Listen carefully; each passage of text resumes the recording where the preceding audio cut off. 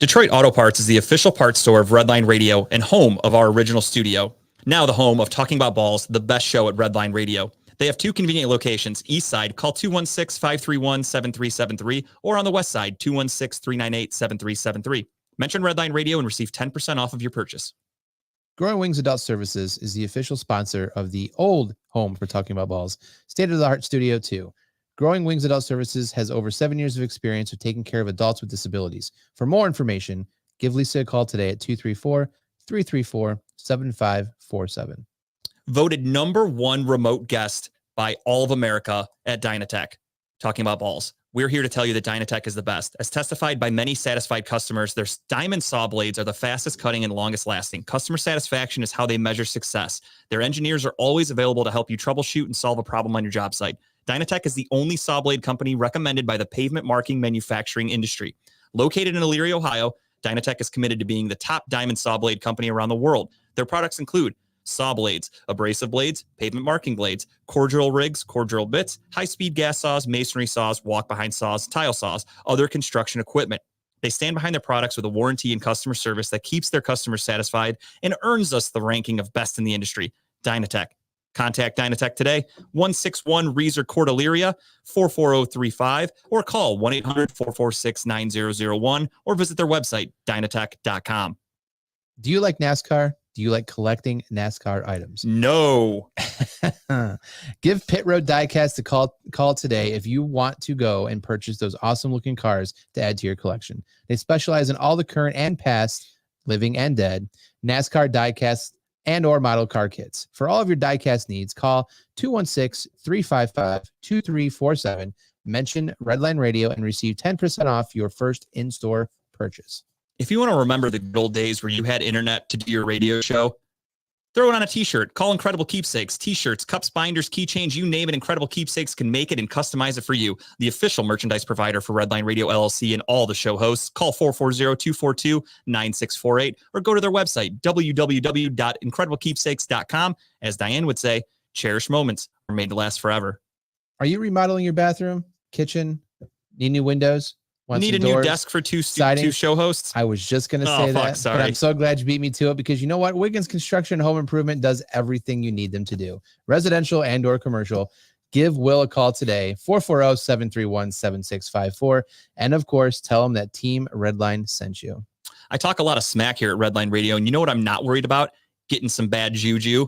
That's karma. But you know what is great juju? The band Bad Juju. They're the official band of Redline Radio, covering all your favorites from the 80s and 90s. To book Bad Juju, call Chad Moon at 440-458-0209. I'm going to jump ahead to this one because I love Ohio Wheelman Series. They race cars. They're quick. They're fast. I haven't watched them yet, but I did see a video last year when Dave was showing it on Facebook, and they look pretty fun. Premier Stock Car Racing Series in Northeast Ohio, Michigan, and Indiana. Redline Radio is a proud sponsor of the Wheelman Series. Remember, we are still looking for 2024 sponsors. No better way to get your company logo on some of the fastest cars in the state. Not to mention, local racers are some of the most loyal people when it comes to supporting our sponsors. If you're throwing some old rickety chairs out the window and one of them happens to hit the sidewalk and you put a crack in it, call ACS, Affordable Concrete Solutions, LLC, to come by and check it out. Call today, 440-714-1987, or give them an email, affordableconcretesolutions.llc@gmail.com. Is your car broken down? Can you not start it? Is it not running? Do you have a tire that's flat? Give Tuffy Auto Care a call today. It's more than just a slogan. At Tuffy, we stand behind our work and promise it'll be done right. Period. Or guess what? They're going to fix it for free. Tuffy is located at 649 Leona Street in Elyria, Ohio. If you're looking to put on a Bob Marley album and not get arrested for the things you're doing while you're listening to it, you're going to want to go to Puff and Roll Vape and Smoke Shop. All legal all the time. Your one-stop shop for vaping, CBD, and Kratom in Elyria, Ohio. Your favorite local smoke shop located at 464 North Abbey Road. Contact them today at 440-444-4443, not 420. Ask for Dave or Dan when you mention Redline. You get 10% off your purchase. It's going to be getting cold here shortly. We're coming off a very hot summer, but is your AC not currently working? Are you afraid your heat's not going to work when the weather turns cold? And I'm going to power through that one because that's what we do here. Give Sensible Solutions HVAC Services a call today, specializing in service, maintenance, repair, and installation. 440-985-8387. That wasn't because Kyle couldn't read. It was because he was cold. He was shivering. So he's going to have to call and get his HVAC serviced. All Pro Freight Systems, large order freight shipping located in Northeast Ohio. One call hauls it all. All Pro Freight System located at 1200 Chester Industrial Parkway in Avon, Ohio. Ask for Matt, 440-933-2222. They can haul away your old chairs if you want to get rid of them. If you're interested in advertising with the station, get a hold of Dave at 440-503-0828. For all of our programming information, you can go to www.redlineradiolllc.com. Check out Redline Radio LLC on social media, Facebook, YouTube, Twitter, Twitch, Instagram, and LinkedIn. Want to take Redline Radio on the go? Download the Redline Radio LLC app at the Google Play Store. Yeah, that's fine. Everybody, we have huge news to talk about today, and you're going to hear about it from us. And guess what? The Lakers hung another banner. And we're buzzballing because the Browns beat Jacksonville. All that and more on The Money Shot.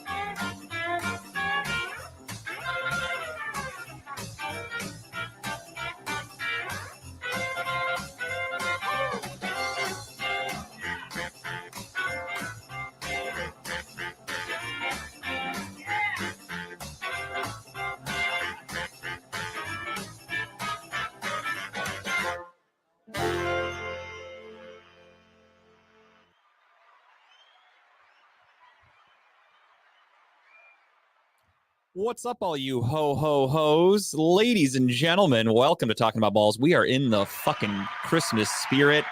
Shout out to Jess Price for compiling that video there. Could have picked a better picture of me, Jess, let's be honest. I look like I was sniffing one of Mrs. Claus's queefs, all right? That's amazing. But that's all right. Thank you for that. Yeah, it's 'tis the season. We got to do what we got to do here on the holidays. We are, of course, Talking About Balls. We are live.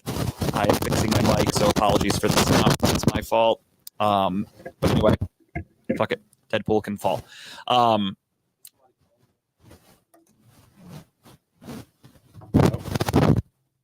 phone. Maybe it was mine. All right. Okie dokie. Technical difficulties. It's all right. This would have never happened if we had a different producer. I'm just kidding. Fucking producer over here. All right. So we're going to get right into it. The Browns won. We're going to do the buzz balls right off the rip. A first bet stamp. I have some bets. If you guys want to try to get them in before tip off, the NBA usually is like 10 minutes late. Tim's going to throw mine up really quick. I have a 3-leg parlay. I've got Obi Toppin over 11.5 points. I have DeAnthony Melton over 3.5 assists, and I have Joel Embiid over 33.5 points. If you combine all of those, $20 wins you basically like $160 there. Nice. Pretty much any app. So I feel like that's a cheap little gamble to make. Even if you wanted to throw $5-10 on there, you're still going to be making yourself a really good profit. I think it's plus 700. And those are pretty doable things. I don't think any of those are that far-fetched. Joel Embiid's been scoring 35 points a night easily. Obi Toppin's been scoring like crazy. And DeAnthony Melton's been dishing it out. And if you got a guy like Joel Embiid that's going to score over 30, then somebody's got to pass on the ball. And that's where DeAnthony Melton comes into play. I like it. So that's my bet stamp pick. Again, for those of you that have not gambled on all the apps in Ohio yet, go to motherfucker. I forget it every week. Motherfucker. That's the website. Yeah, go to motherfucker.com. Motherfucker.com. And no, I got to look it up because I'm an idiot. Why- Elite. Is Elite. It is. While you're looking up, put mine up too. It's not working for me, Tim, this time. So you did yours parlay, so I did my parlay as well. I went with the rebound parlay for the night. I went with Jackson over. I can't read that screen very much. Jaren Jackson over 6.5 rebounds. Keldon Johnson over 6.5 rebound. Valanciunas, is it Valanciunas? Valanciunas? Jonas Valanciunas. Yes. Yeah. Under 12.5 rebounds. And Asir Thompson over 8.5 rebounds.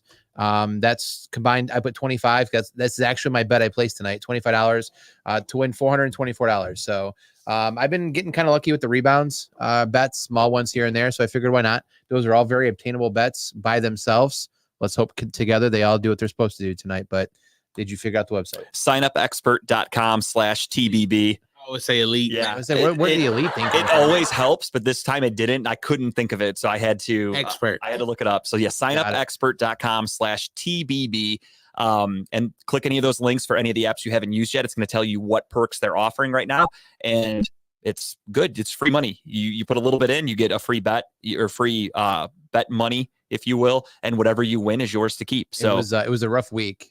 Is our internet having issues? Are we just talking about people and all of a sudden this just has issues? what are we having issues with? See the top corner there? No, there it is again. Oh yeah, no, it's dropping down to 1. I feel we're having fucking PTSD moments here back from where we were at the old I feel like I'm at Studio 2 all over again. No, I'm just kidding. I was going through withdrawal though. I was being in Florida for a week. I couldn't make any bets. So it was just weird seeing some of these bets I wanted to make that I couldn't make only on that Hard Rock app, which I didn't want to use because it's a fucking bad app to use basically. But yeah, I was not a fan of Hard Rock when it came to Ohio. I used it for all the free shit and I've never gone back. But yeah, so we got a lot we want to talk about today. So we're going to get right into it. Of course, we're going to go around the room and talk about how everybody's doing and what we're up to. But first, we want to get a little lubed up. We want to set the mood. We want to feel good because we got a lot of shit to say today. And for those of you in the know, somebody else had a lot of shit to say about other people. And us here talking about balls. What do you call them? Truth bombs? Bombs of truth?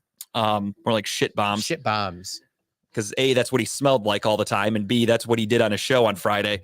And he knows who the fuck he is. So you crossed the wrong people. I'm going to start off with that before we do our buzzball. Because I don't take kindly to somebody running their fucking mouth behind my back. Yeah. So with that being said, if you've got your buzzballs, it is time for hashtag talking about buzzballs. I got a nut crack a nail here. I have a room temperature chili mango because I'm not going to lie to you. I was so excited to get on the mic and spit my vitriol that I have. I forgot to bring my buzzball from home. So I had to stop at the store on the way and grab a room temperature chili mango, or as I'm assuming you got to say with an accent, chili mango. I got it. I went with the old forbidden apple, which in spirit of playing the Jaguars who wear green sometimes, I guess, neon or teal. Either way, it counts. Sometimes green. You can't see it, see through. It's a see-through black and clear ball right now floating around. This is Kyle's impression of Dave when he does a victory cigar. There's nothing in the buzzball. There's nothing. It's empty. All you see is a top, and that's it. There's nothing here, so it's okay. But yeah, fucking A, the Browns fucking won. Browns went. Tim is going to do one in spirit with us. He did not have one. Tim's going to do the Dave. I didn't know he didn't have one. Otherwise, I would have grabbed him one at the store. But that's my bad. We bought an 8-ball of cocaine if you want. And I can watch the games again. And Tim watched it, and we still won. So, with that being said, cheers. If you got it, put it up. Hashtag everybody talking about buzzballs. Bottoms up. Bottoms up. Cheers. This is gonna suck.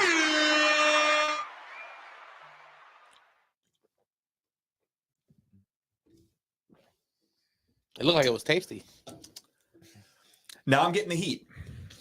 Oh, it tastes like a forbidden apple, all right. That I don't know. You might know. You guys have both smoked vapes before, right? Yes. Jeez. Currently doing it right now. It literally tastes like I just took a hit of a vape. Grapington. It literally tastes like I took a hit of a vape in my mouth. Not a bad thing. It tastes like the smoke you get from the vape. Not bad at all. Chili mango. Moving up my list. I don't know. It doesn't sound like it'd be really good.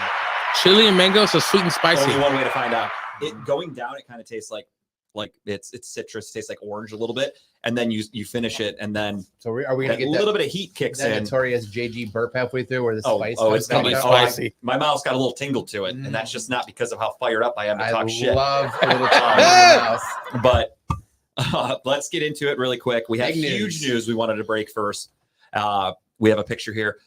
For anybody out there who is available, if you're sick of your in-laws, if you're if you're not feeling like staying home on the 26th of Yes. December, which is a Tuesday. So first And my off, mama's birthday. and Hey. happy birthday to Mama Washington and It's Mom's birthday. My- Big deal. Mama Buck too. Mama Buck 2. I didn't know all the Buck 2. nicknames in the household, but I like that one. She's a lucky. She's We a didn't get the lucky. Rolodex Mama Buck before 2 the is much show. better than Mama Washington. And first and foremost, I want to say thank you to Tim, because when I was offered the dates for us to have this night that we'll tell you here in a second, it was on a Tuesday. And that's Tim's night, Tim Buck Tuesday. I am a man of respect. I immediately went to Tim and said, are you okay with this if we use this date? A, are you free? B, could you do your show on a different night that one time? And I said, fuck no. And at first he said, fuck you, I'm leaving. I'm going with Faceless, Nameless Productions. And then he saw that show on Friday and went, well, that Fuck guy this. sucks. Fuck I'm him. back in, So, boys. talking about balls, you guys are back in my good graces. So here we are. Ebony. Yeah, I was able to do that week. Ebony and 2 Grape, weeks, what's I up, don't Julie? bowl those Hi. Tuesdays, Hello so out there. It kind of worked out perfect when you said we only can do Tuesdays. It happened, so I'm off 2 weeks of bowling. So I'm like, let's knock it out of the park soon. Yeah, so we are doing a live show from Front Street Social in Berea. Yeah. We are going to be live on 12/26. Again, if you Day spent, after Christmas, a little Yeah. hangover from if the you holidays. spent the day with your family, you're kind of sick of them, you want to get out of the house, come up to Front Street Social in Berea. Come check us out from 7 to 9. We're going to be doing a live show. We're looking forward to it. I love doing live shows. The previous establishment we used to do the live shows at, it didn't go well for it was our. it was good for what we had to do with the first time. I enjoyed going there. Our first one was fantastic for me. We filled the place. However, the place was not anticipating, I won't name names, they were not anticipating the crowd that we brought in. So the food situation was a fucking nightmare. Service Yes. was awful. Yes. And I'm not blaming them at all. They were ill prepared. It happens. Nice people, very. But nice it was people. enough to deter people from wanting to go back. So when we had hosted events there, I think we did 3 shows total. Yeah, the numbers dropped. The previous each 2, time. it was pitiful. I'm Yeah. not gonna lie. For me, I was embarrassed of how few people showed up. Speaking of, though, shout out to Grape and Ebony, because they showed up, I think, to all 3 of our shows. So I expect Grape and Ebony to be there on the So- 26th. Yeah, so the 26th at Front Street Social. I haven't hugged Grape in a long time, and I would love to do that. You are more than welcome there, even though it is a Red Line Radio show. But you are It's invited a as free my personal establishment. guest. You're on the list if there was one. But we're really excited to do it. I can't wait. And And honestly, they have a great menu. They have great beer. They better fucking have that Narragansett beer still on draft. they don't. I was just I'm there. Out. I'm out. They just have like the lightest beer is a Miller Lite, but I mean, whatever, I'll do it. They have Christmas bear. Yeah, they did. They yeah, actually I drank a couple 12 Dogs Christmas, so they had Okay. they had All right, Christmas I'm back in. I'm back Yeah. in. I'm back in. But no, the place is great. It could fit a lot of people. It's narrow, but it's long. That's what she said. Not to me. But, Not to me. but the seating is good and there's a good stage. I assume would be up on that stage there. I assume. Yeah, I imagine. Great lighting, everything. So it's So- gonna be a good time. Let's pack the place, everybody. Fuck yes. My number one goal whenever we have an event, and what I'm going to do now is I wanted to wait and tell everybody on the show, and now I will make a Facebook event and I'll send it out to everybody. So please Oh, I RSVP. was gonna do that. You gonna do it? You got Yeah, it? I mean, Okay. I'll make you a co-host so you That's can fine. add people. But we're gonna do that, and we're gonna, let's fill the place. Let's make it look good. Let's have them want us back, and And I'm on vacation, so I'm fucking getting toasted that night. So let's have a good time. it will be my last night of vacation. I have to go back to work the next day, but I'm only working. Sounds like you're getting sick. I'm literally going back to work for Wednesday and Thursday, and then I'm off Friday, and like it doesn't. Sounds like it you're doesn't getting matter. sick though. You probably should just call off that. I was sick last week, actually. okay, okay. Thanks to Tim. I haven't forgotten. I'm just kidding. But all seriousness, though, we're going to be live at Front Street Social. It's gonna be Can't a fucking blast. wait. So come on up, come say hello. Even if you stop by for a little bit, I totally understand. I thought about it after the fact. We used to try to do these shows for like an hour and a half because it's hard to keep people's attention. I didn't say that yet with the guy, but if you guys want, maybe we'll talk about it off the air. Okay. Maybe we do 7 to 8:30 just to kind of, That's fine. I mean, or even 7 to 8 just to kind of keep people's attention. 7 to 8, do a quick show, maybe a quick recap. And then we can hang out after and Maybe drink we with can everybody. probably cut the BS segment out off of that episode and just do Yeah, sports. in person we'll stick Yeah. to sports. We could knock an hour out. We'll talk about it off the Yeah. air. This is all behind the scenes But hey, shit. guys, it's a safe area. It's Berea. Yeah, Come hang out. you're just don't bring a Kia and you should be in good shape. Yes, don't bring a key. That's about it. It's funny he drives that too. It's right down the street from our old stomping grounds, the old Notorious Studio 2. So Yeah, literally across the street. I wanted to do one from there for a long time, but just hadn't happened. And shout out to Jeff James, previously of Redline Radio. He actually got me in contact with the owner at Front Street. I set this all up myself. So this is an official JG hosted Who's party. got 2 thumbs and set it up? This fucking dude. So let's do it. Let's fill the place, have a good time. And that was the start of our BS segment. Before we actually get into what we really did, we're going to talk about a show. I haven't done shit in 2 weeks. What are you talking about? We're going to talk about a show that aired Friday night, I think. Is that a show? I truly don't even know what night of the week the show is on because I don't personally watch it. What do you say? Don't bring a Kia to Berea. He's spitting. Damn right. Listen, fucking 8 Mile up here. This guy's fucking going for it here. So there was some shit that happened months ago that we kind of glossed over on this show, and I was very professional about we're it. peeling back the curtain? Yeah, for sure. All right. I want everyone to get the full story here because they're obviously, for those of you that don't know what I'm talking about, Lee Money, who used to be at Redline Radio. We said his name. Yeah, I'll say it all fucking day. Lee Money, that's why this episode's called The Money Shot. Lee Money decided to start running his mouth about things on Friday on his show. And Lucy lips. most of the things he said were about Dave, which you got a beef with Dave. That's fine. It is what it is. Those two were friends for a long time. They had a strong relationship. Things fell apart. Who knows who's to blame? Not our problem. Not our monkeys. Yeah, I'm not in it. Then he decided to bring up us and our show and the things that happened here that he completely embellished and lied about on his show, fabricated to the fullest extent to make himself look good and look like the victim. And that's just what he does. I'm still friends with him on Facebook, probably not for long. Why? I don't delete people. I don't care. I see. But it is fun to be friends with him because not only did he go on his show and make a bunch of excuses Sure. on his Facebook, if you check it, everything he says is a fucking excuse. It's, oh, I feel so sick and I'm going to the hospital and they can't find anything wrong with me. And oh, my show is going to air today, but I'm having technical problems. Everything's a fucking excuse. Even when he worked at Redline Radio, it's, Excuses. hey, the internet sucks. Well, it's probably this. And then Tim would even go, no, that's not it at all. Like, why the fuck would that be the problem of the internet? That has nothing to do with it. Well, it's probably this. Just full of excuses, never full of solutions. And that's fine. That's just who he is as a person. And whatever, I don't give one fuck. And he never pulled it out and reset it and put it back in. Probably. Yeah, he didn't unplug it and plug it back in. That's number one IT problem. Yeah, that is. Right there. I could get hired in IT just by doing that. They're like, all right, we have an issue with this router. What are you going to do? I'm going to first pull this one out. Give it about 10 seconds. I'll put it right back in. And they're like, you fucking got it. This dude understands. Not that hard. Anyway, he embellishes about everything, lies about everything's a fucking long, drawn-out excuse. Everything. His car was in the shop. This was something that happened when we were at Studio 2. I don't remember some of these accused insults that we threw out. I do remember the shoe insult, which was hilarious. Yeah. But I don't think we actually said something about a car. I think I did joke and say that his car was repoed, and then I said he couldn't walk to the studio because his shoes got repoed. But obviously, it was a fucking joke. Have shoes ever been repoed in the history of the world? Clearly, it was a joke. Well, I don't know. I mean, Rent a Center used to rent a lot of shit back in the day, so maybe they rented some tennis shoes. Only couches. So he went on his show, and literally, that's the funniest thing for me. I laughed. I swear to God, I laughed my ass off. Dude, I was laughing so hard at work yesterday. I had my earbud in, listened to it. I told Chipper the same thing. My staff came over. They're like, "What are you laughing at?" I had to go hide in the bathroom because I'm like, dude, I'm fucking laughing at this. I had like the biggest smile on my face, knowing that he's basically blaming us, and I'm fine with it. We ran Lee Money out of Redline Radio. They rent Jordans now. Well, shit, maybe they do repo him then. Lee ain't buying Jordans. They don't repo Shaq shoes. Who are you kidding? At least Tim fucking liked that one. Tim liked that one. He's not on air, but he fucking liked it. He still rocks those Starberries from back in the day. Oh yeah, the Stephen Barry shoes.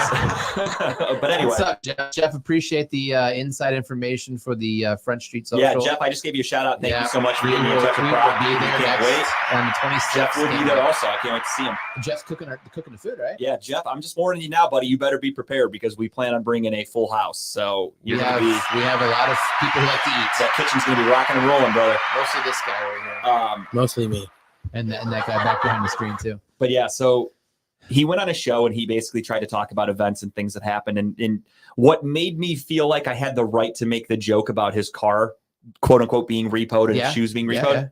Yeah. He didn't mention this on the show. When he was without a car, I picked him up a couple times and brought him to the studio. You were that nice? Yeah. Wow. He was producing for our show because I forgot Tim couldn't do it. Hey, what's going on, Steve? he couldn't do it. So Lee was our producer. Lee didn't have a car. Lee couldn't figure out a bus schedule or Uber or stuff like that, or whatever the case. RTA is a hard thing to read. So I was just like, okay, I'll come get you. So I drove from my house in Brook Park to his house in Parma, down by Brook Park and Broadview, picked him up, drove him there to the studio too, so he could produce our show. And I did it, no problem. There was another time where we went out to eat after one of the shows. We were on Steel City. Oh, I remember we that. went to the bar. He did not have money. Who offered to buy him things? This guy. Who got credit for that on his show when he tried to make me out like I'm some giant piece of shit? Not me. And that's fine. I don't want credit. I didn't offer him these things. And You're do these such things. a nice guy, Justin. I really am. Behind the scenes, I can be kind of nice. I'm a fucking asshole, but I can be nice. If people by now haven't realized that what we say and do on air is just a persona that, well, actually take that back. We're giant assholes in life sometimes. Yeah, I was going to say, it's partially an act. Partially. We extend the situations. On Robert, the what's air. up, dude? Fuck him. Fuck All right, him. Robert, coming in hot and heavy. There you go. But no, go ahead. Continue. You're on a roll. Yeah, so he decided to go on the show and basically try to run down all these events and like what made him mad. And he claimed that his wife's family watched our show, heard me say his shoes and car got repoed. So they were all upset and they reached out to him, and it turned into a whole family function where they're wondering, did they have money trouble with this and that? First off, thanks family. Thanks for watching our show. Yeah, first off, if your wife's family's really watching our show, I love thank it. you. I imagine they're only watching ours and not yours because they understand what good shows sound like. So that's fair. You got to set the bar somewhere. But first off, I also don't believe that. I think he was the one who saw it. He got upset. He's just, again, Fabricated. full of excuses, decided to go, well, I can't say that I'm upset. So I'm going to say they're upset. And then this way it doesn't come back to me because he's a giant vagina who hides behind things. And we conveniently can't ask them the question. Yeah, I don't know his fucking Exactly. family. They've never commented. They never said, oh my God, did his car really get repoed? No, it was a week later where I got it. Every day after our show, for the most part, I'll just peel back the curtain even more. Oh, we're going deep. Almost every day after our shows, I would get a message from Dave on Facebook and he would say, hey, last night's show was fucking hilarious, but Lee's upset you said this, Lee's upset you said that. And half the shit's not even that bad because I started to realize he has thin skin. He can't take a joke. He doesn't understand humor. It is what it is. So Dave goes, it got to the point where Dave just goes, can you stop mentioning him? I'm like, no problem. I was pissed at first, and then I thought, I am going to make this funny. We put a twist on it. So that's when we turned it into, Tim, could you hit the button really quick when we talk about I know the show? it's saved. On Friday nights, you could watch. Nope. I don't have it on this board. All right, that's fine. Either way. It was a same buzzing thing. noise. It was to block it out. It was a censor button, essentially. So we were technically told not to mention his name on the air. So we played did. along with the rules and never once mentioned his name. We did that on purpose. It was really funny. That's That close works. as Close I enough. got. I'll take it. Yeah. And we did that every week when we did the show schedule. We would get to Friday where it was Money's Crazy Mind, and I would go, and Friday nights from 6 to 8 or whatever the fuck, you can check out. And it was really funny, and I would mouth And Money's people, Crazy and Mind. people would laugh about it. Dave literally walked in the studio, saw us do it, laughed his ass off after the show, told us, dude, that's fucking hysterical. Like, that's so good, blah, blah, blah. Mind you, Lee is the, executive at Redline, as he called himself in his episode 1,000 times. Dictator, director, executive. I'm not sure what. Delusional is what it was. He was I was delusional. Samson. That was so close. Thinking that he had a fucking huge part in anything when he did nothing. Anyway, he then decided to wait 6 months, give or take 5 months or so. We were doing it every week for months. He clearly doesn't actually pay attention to the show. His family watched every single night, clearly. Then his wife's family then caught up on our episodes and went, oh my God, they're not saying Lee's name for his show schedule. Bad. And he went on and said, that is the most disrespectful thing you can do is not mention my show. Because first off, Lee, I'm going to be honest with you. Nobody watching my show has any fucking interest in your show. Yeah, true. Very true. Our show's funny. Our show's entertaining. Our show brings in viewers. Could you Your imagine show- if our entire show was just reading off a Wikipedia page about sports? Yeah, hang on. I'm gonna break down the Catholic Church today. Let me see what Wikipedia says. That's the fucking extent of his show. And buddy, hang on. we know you're reading off a fucking screen. Let me throw in a It's okay. couple random Ghostbuster things that nobody gives two fucking tits about. Who cares? But anyway, Yeah, Ghostbusters is a good movie, though. Ghostbusters is a good movie. I give it that. But nobody gives a fuck about the ongoings of Ghostbusters behind the scenes of how The issue, though this company is releasing a toy for Ghostbusters. And the issue is if you're going to be genuine and you're going to put a show on, it's a podcast people are going to watch, don't make it something I can go on Google and just read myself. exactly. That's Make always it, been make my it your gripe. own. Make it your own. We know you're reading it. We can see Yeah. your eyes going. You're You don't know how to clearly pronounce just- half the words anyway. So Yeah, you just know you're looked reading off up the a screen. fucking page that somebody else did. Do your own research if you're going to do a show about a topic. Do your own, have your own thoughts behind it is all I can say. It's okay. So he decided to go on there and run his mouth and basically say that Kyle and I were to blame for why he left. And there was that big incident that happened a few months ago that he also fucking lied about. So what really happened is he found out. Hold on. Hashtag truth bombs. Yeah. Hashtag Truth bombs.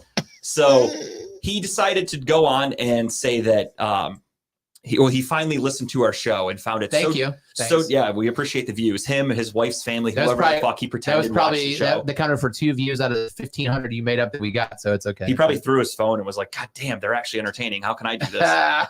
And then he gave up. That's why he quit Redline.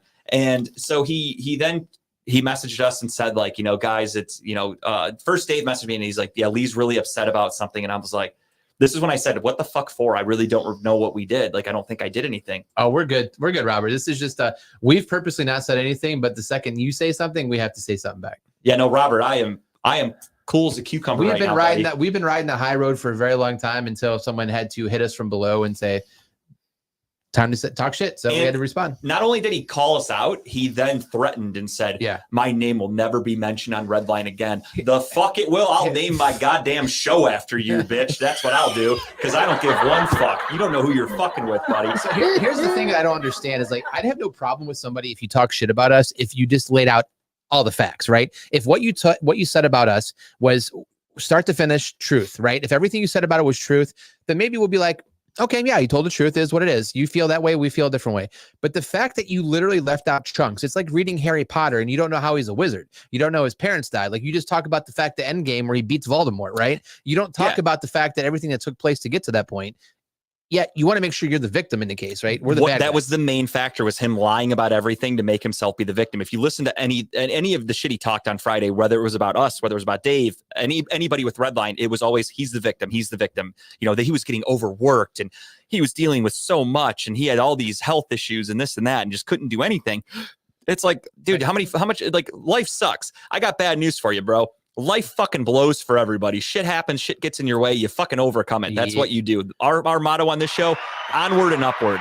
And again, back to the point. Had he just gone on there and talked about the beef he had with Dave and whatever else drama, obviously you have a deeper relationship with him than you had with us. I wouldn't give a shit. I'd be like, that sucks, Dave. Go defend yourself. Do what you got to do. But the fact that you brought us up in this and you almost made it seem, maybe I'm crazy here, you made it seem like we're the straw that broke the camel's back as to why you left. Yeah, and then what's also funny and a bitch move is when he left Redline initially and did his first show post Redline, he said nothing happened that made me quit the show. He made sure to say all that. No, he lied? That's crazy. Yeah. Oh, who'd have guessed that Lee Money's going to lie about something? Now he does a show months later and completely says, they were part of the reason I left Redline. But on his show months ago, he goes, no, that had nothing to do with it. It was because of this and because of that. So he's full of shit. He can't even keep his own fucking bullshit straight. And to get back to the point, but tell the story so the truth as to what he left out. So go ahead. So he's mad that we were blurring his shit. And Kyle and I were texting each other, obviously behind the scenes, and we're like, what the fuck is, what's he talking about? Blah, blah, blah. Then when it came out that he's mad that we weren't mentioning his name, Kyle and I were both like, we've been doing this for months. Dave likes it. Like, we're not doing anything egregious. It's not that your big name's of a not deal. being mentioned. We're not saying anything about you. We're not making fun of you. We're not bad mouthing like you. We're literally just beeping your name because it was a funny little gag. And bro, trust me, you've done enough on other shows that jokes write themselves that we should have and could have said. Yeah. But we didn't. I mean, maybe let's start with the basics. While you're on Wikipedia, just type in NFL.com, look up offense and defense, and tell me who catches and who intercepts ball. I just want to make sure you understand. He doesn't know that either. Before you talk sports again, I want to make sure you understand what side of the ball people are on. The best we'll was move on. When he was on Steel City. This is a little side note. He would make a comment about a player and they would be like, yeah, that guy wasn't even active on Sunday. And he's like, yeah, this guy needs to make more plays. And they're like, he wasn't even on the field. Right.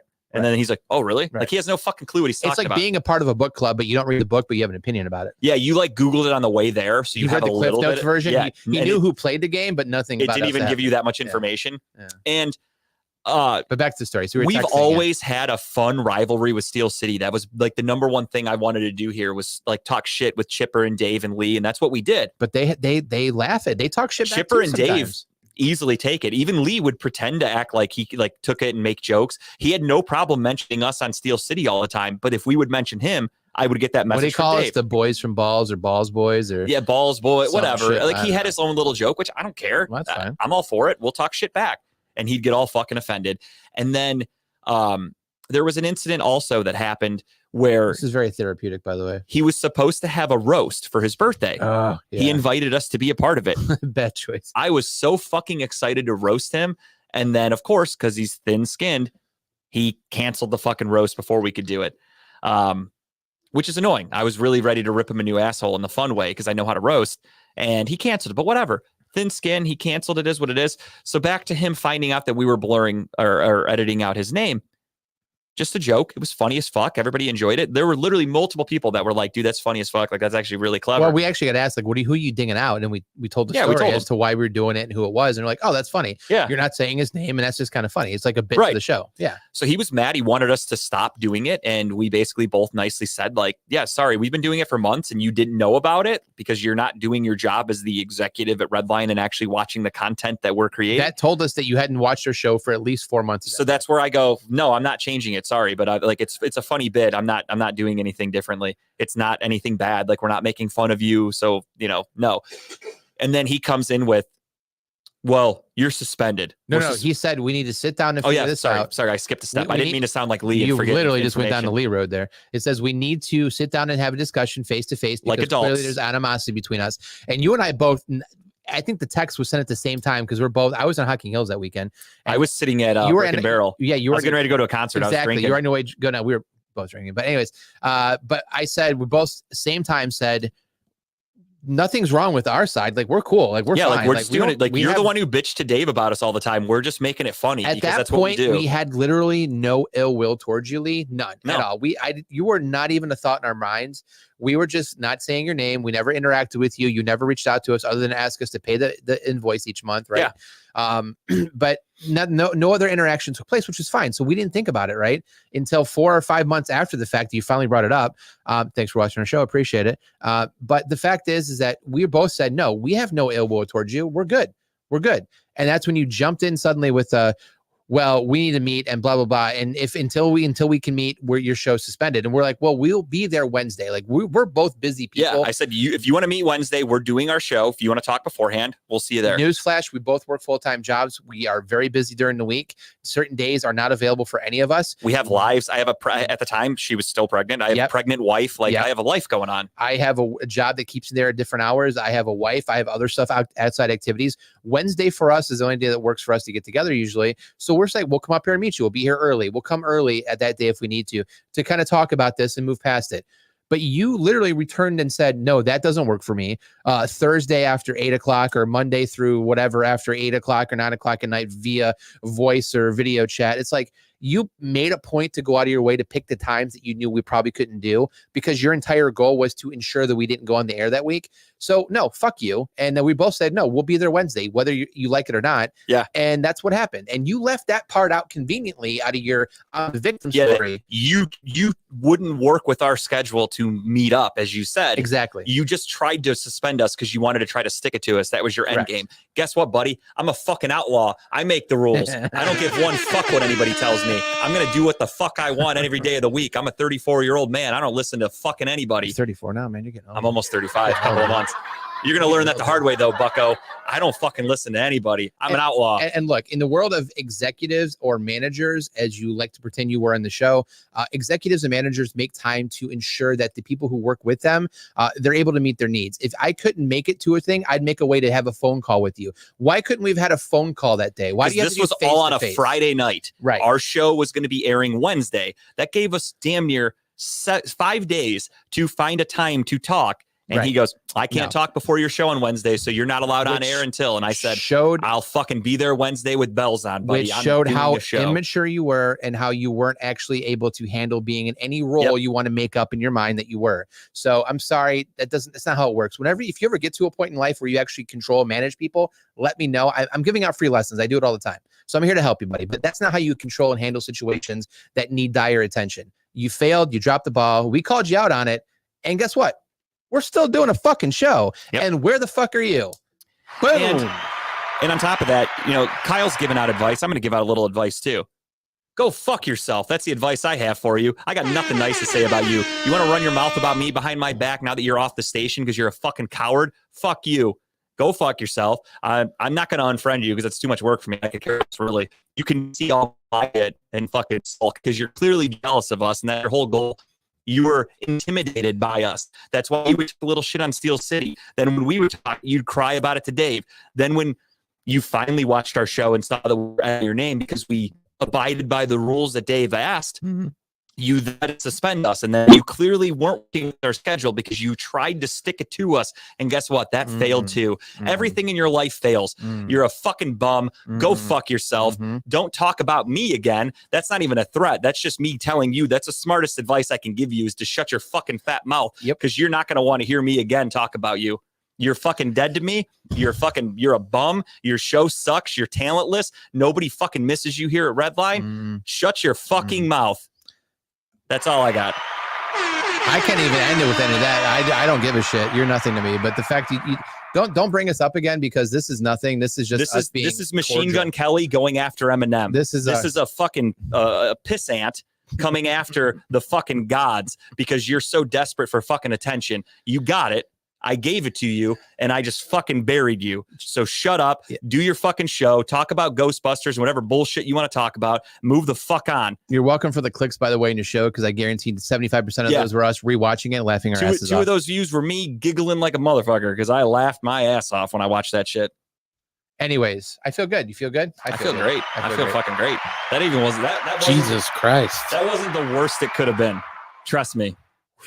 Anyways, that back on to that was nice. Yeah, that was actually us kind of being PG-13 potentially, but yeah. So I got a text from Robert says we have technical difficulties. Are we good? Yeah, it's showing okay on this side. All right, cool. All right, but no, we're good. So we're moving on. I don't want to hear. Damn, shit. Grape ain't got nothing on JG. I don't want to hear our name brought up again. Honestly, if you even try to come after us, whether you want to snide message anybody or say anything or threaten us, dude, you got nothing to stand on. You started it. Yeah, honestly, there's nothing. Even if you knew law or you knew anything about that, there's nothing. You have nothing to stand on. Yeah. So go fuck yourself. I don't give a shit. Yeah, go ahead and try to lawyer up if you will. I have every fucking mention a thing. I have everything here. Yeah, it's okay. It's all right. Enjoy your life, buddy. I wish you well in your next endeavors. We know where you're going. We know what you're doing. Don't worry. You can't hide the facts from anybody. Exactly. Who the fuck does put raisins in potato salad?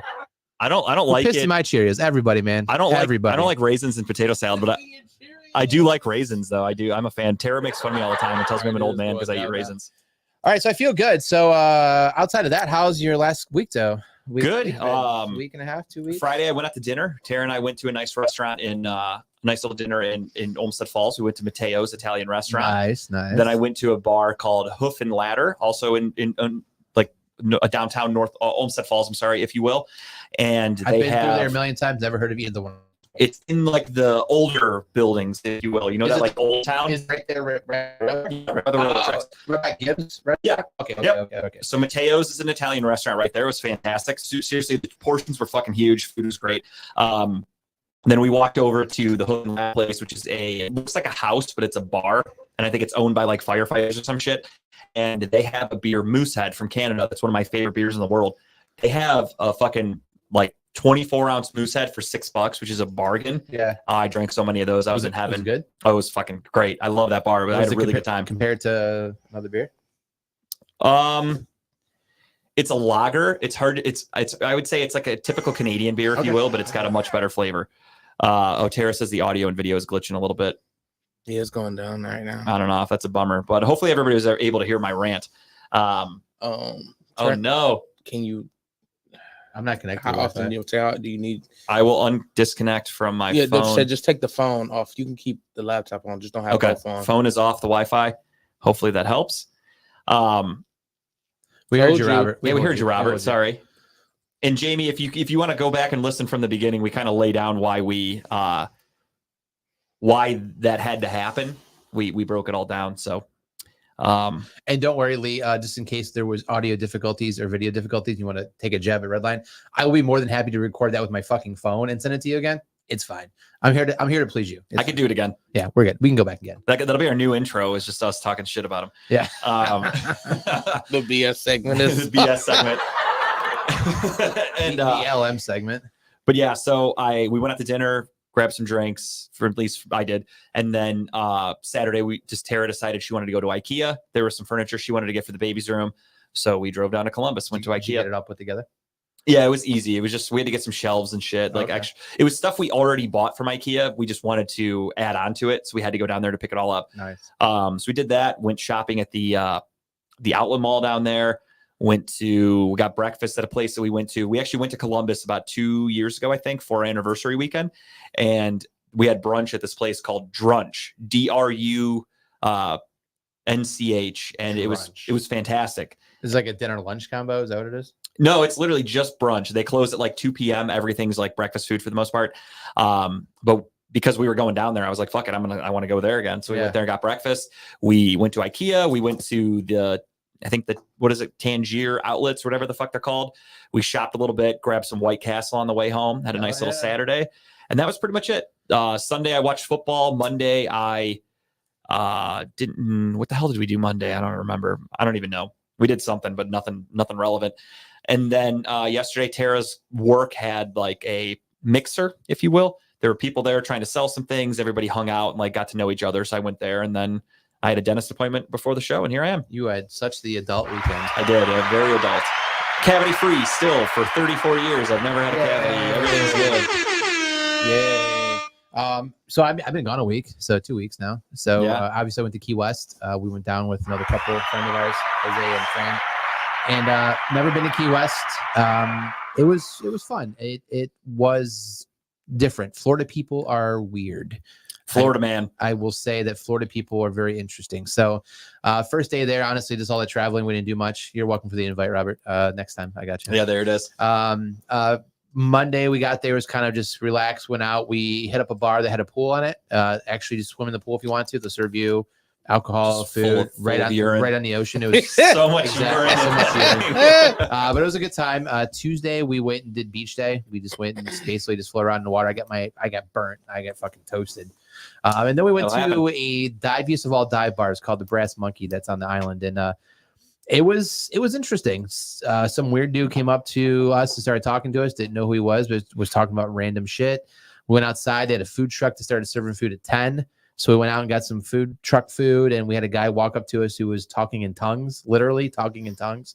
I thought he was possessed. He came into the bar, said he was kicked out last week. He's like, I'm going to try it again tonight. And he walked in and got kicked right out again. So Wednesday was not much. We did like a steak dinner that night. Thursday was Key West day. So we stayed on Marathon. So Key West has multiple islands, right? So we flew into Key West. Her uncle's house is on Marathon. We drove up to Marathon, stayed there for the week, all expense. There was no charge, just paid for the cleaning fee. What's wrong with that? Great house, beautiful house, right on the water. Is a great location. But Key West, we Ubered down, mind you, because we knew we were gonna get drunk that day. $200 Uber to Key West, an hour drive. Damn. I mean, an hour, that I guess that makes sense. But at the end of the day, How much of the driver get? Fuck all that.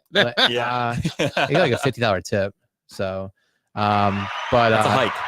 It's a hike. But at the end of the day, you're like, and there's cops everywhere on this island. Yeah. Everywhere. Like there's every night we go by, there's people pulled over. So it's like you weigh the risk, right? Is it worth going down and driving yourself and getting a little buzzed, knowing that we're going on literally a booze cruise, sunset cruise at 7 o'clock then or 4 o'clock that night? We're gonna get loaded on the boat. We're not gonna be able to drive back, right? Right. So we just had Uber down. So we started at one end. We did a little touristy thing where we took a picture at the southernmost point, right? 90 miles away from Cuba. You have to. There was like a bar cafe right there. So we just jumped right in. We had, I ate so much seafood. I was so much in heaven. We had drinks right away. Then we walked up Duval Street. Duval Street's kind of like Fremont Street, kind of like the Strip in Vegas. Okay. It's like the street of all the bars. Mhm. I didn't realize that Key West was literally the gayest island ever.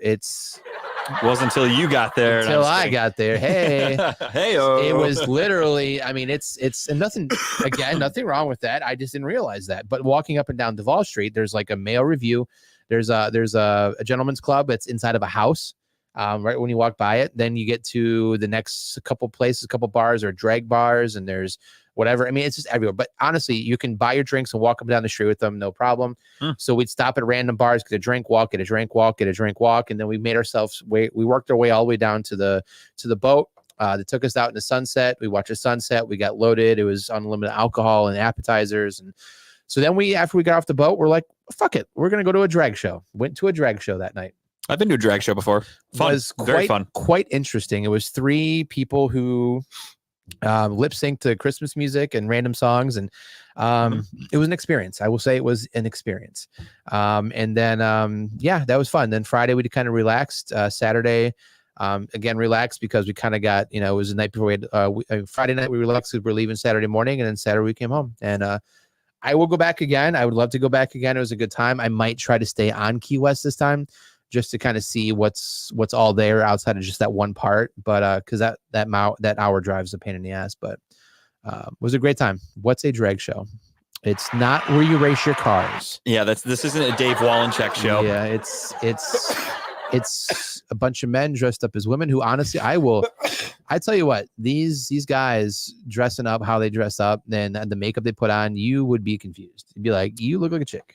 No, and I mean, like I said, I've been to a drag show before.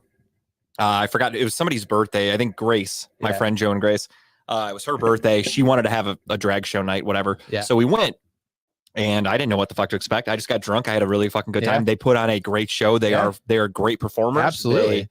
I'd say 9 times out of 10, they're going to give 110%. It's fucking awesome. It's really there fun. was an awkward moment of the night. Well, there's a couple, but this is the biggest awkward moment of the night. That'll happen. We're sitting there at our table, right? We're drinking, and they go around, they walk around the room singing or whatever, and they get to a guy who's standing along the wall, and they literally make this guy just get down to like his underwear, like everything, like, and the drag queen's like taking everything off, taking his pants down. He's down to like literally skivvies, whitey tighties.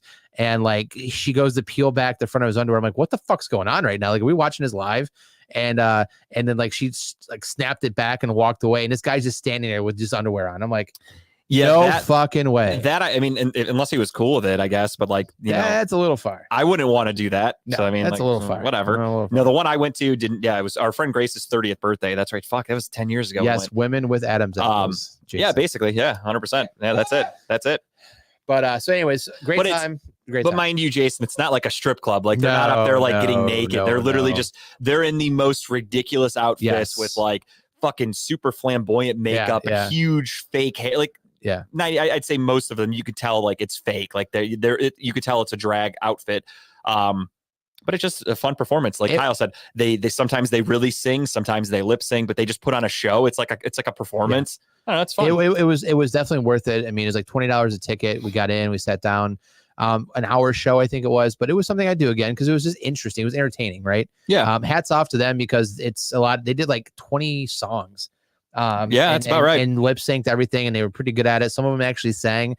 One came out dressed as Reba McEntire and looked literally like Reba McEntire. He told a story of a guy in the crowd that they had get down to his underwear. Not the performers. Like the one guy in the crowd like got down to like his the guy in the crowd probably could have said like, no, I'm good, and they wouldn't have done that. Yeah, he rolled with the punches. Though. He just went with. He was having fun. You're drunk. And, fun fact, way back in the day, Shakespeare, they used to, all the performers, it was all male. Yep. So the women in the plays they were men. So it's not that big of a deal. Kyle got rock hard. No, Kyle did not get rock hard. Sorry, Jamie. Yeah, it's a medical condition, Jamie. Kyle hasn't gotten rock hard in a long time. Yes, at my age, it does not happen. Yeah, Jason, dude, I don't know where they're at. I went to one again because I was just invited to it, but drag shows are very popular. Like, it's just, if you happen to catch one, I'm not saying don't go out of your way to go to one if that's not your thing. Totally understood. But yeah, if you ever happen to see one, like, they put on a good show. It's fun. Yeah, if you get a chance, watch it. It's worth the entertainment value alone. But it's not everybody's something different. Just something to check off your bucket list of something you said you did. I love all experiences. I will pretty much do just about anything. Different. Yeah, very much so. I mean, there's probably a shitload of black drag performers and stuff like that too, though. I'm like RuPaul. RuPaul is the most famous drag person in the world, I would say. She's not, and he's not white. Yeah. Vegas has a lot of them. Let's transition. We talk about drag queens. Tim, how's your week going? My week is going phenomenal. What if Tim was like, I performed at a drag show? I did get naked. No.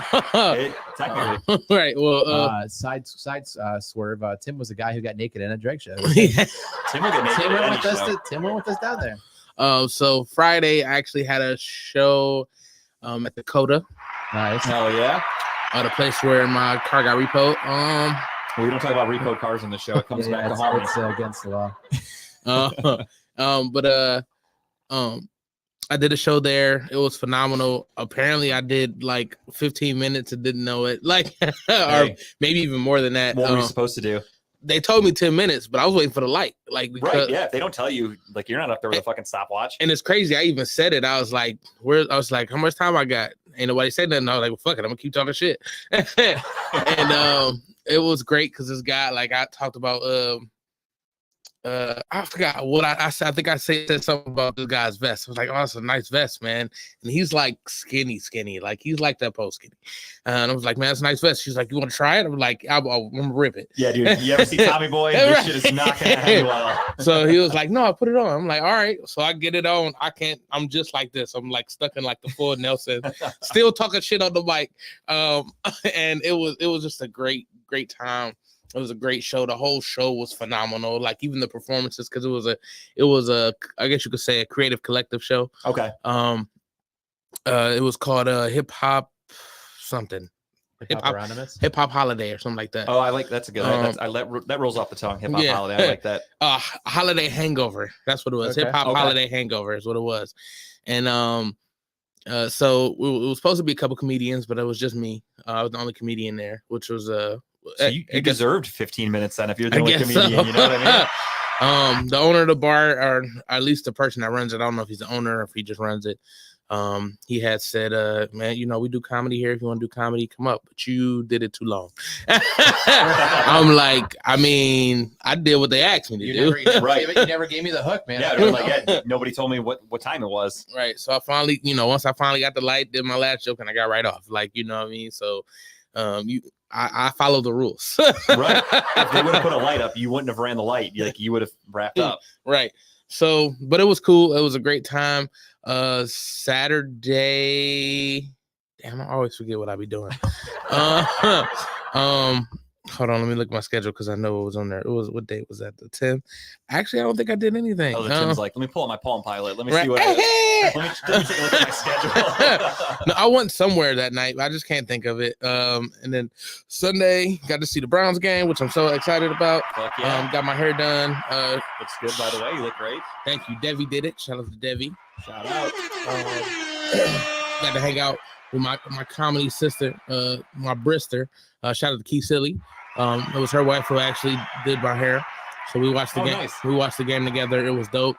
In the back of your mind, you're like, I probably should not be doing this right now, but I'm gonna do it anyway. What? I mean, we had a lead. We were up by like at least 10 for most of the game. So Tim was probably pretty confident till the end there. I was a little nervous. But when I seen how well the defense was playing, it was getting picks like crazy. I'm just like, okay, I think we're gonna be okay. And now half that team's on the IR, so that's okay. shit, more than half, dude. It's fucking bad. It's bad. But it was a great time. Monday I went to work and then did the grog shop. Well, I went to the grog shop. Shout out to Make It Laugh Mondays. Right? Yep. It was the last one for the year, so I showed up. I didn't get to go on stage, but many people that was on stage mentioned me, so I appreciate that. Take that. Tuesday, obviously, I did Timbuk Tuesday. Yes, sir. It was a great time. Oh, Saturday, I did an open mic at the Sunny Spot. I don't know how I forgot that. Shout out to the Sunny Spot. It was a good time. They always have. It's always a nice environment, good food, so I like going there. And the reason why I remember because Tuesday night they had karaoke. I went and did karaoke there. No shit. Yeah, it was cool. They were packed. Really? Like Saturday, it was like seats left. Tuesday, yeah, good luck. Standing room only. But it was awesome because they was offering like little sandwiches.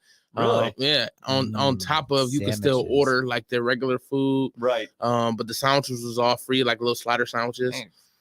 Chips and stuff like that. So it was dope. I don't turn down free. Right. And it was funny because I ordered the food before I knew it was free because I thought it was for a party. Oh, then yeah, you'd have been like, yeah, like that's catered. That's somebody's shit. I'm thinking it's a party. So because it was a party there. Yeah. They had a ugly sweater contest. Like I said, karaoke going. So, I just was like, okay, maybe that's somebody's food.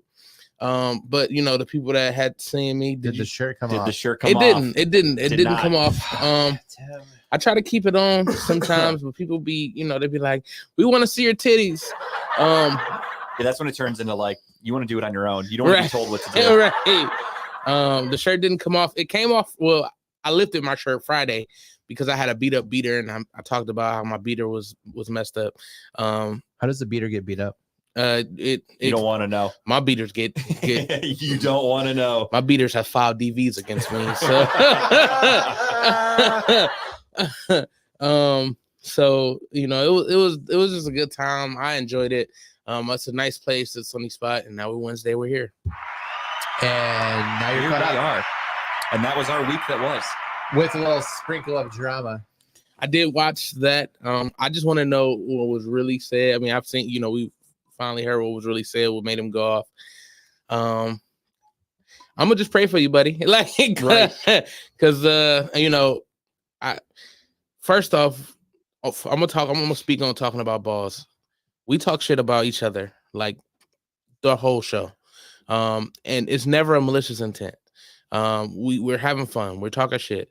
As a comedian, that's literally what we do all day. That is how we show our term of endearment. If you don't feel comfortable talking about me, you're doing it behind my back. That's just literally the only way I know how to communicate is to like talk shit and be funny. Like, right. I can't have like a normal, hey, how you been? You look great. Like, I want to talk shit. Like, it's fun for me. Like, I expect it back. Like, yeah, Right. no. Like, and I mean, I get it. Everybody's different. So I'm not going to say, I'm not going to tell you how you should deal with your life because you're the one that got to live it and all this other stuff. But buddy, please lighten up, because that shit will kill you, bro. That stress that you're adding onto your life it's not worth it, bro. Like, seriously, everything that happens in the stressful way, try to turn that shit around, man.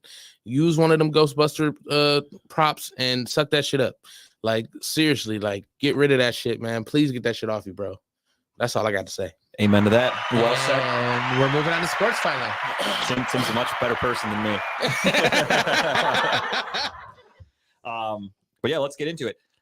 Browns beat the Jags. Fuck yes, they did. That's why we did these buzz balls to start the show off. The Browns winners.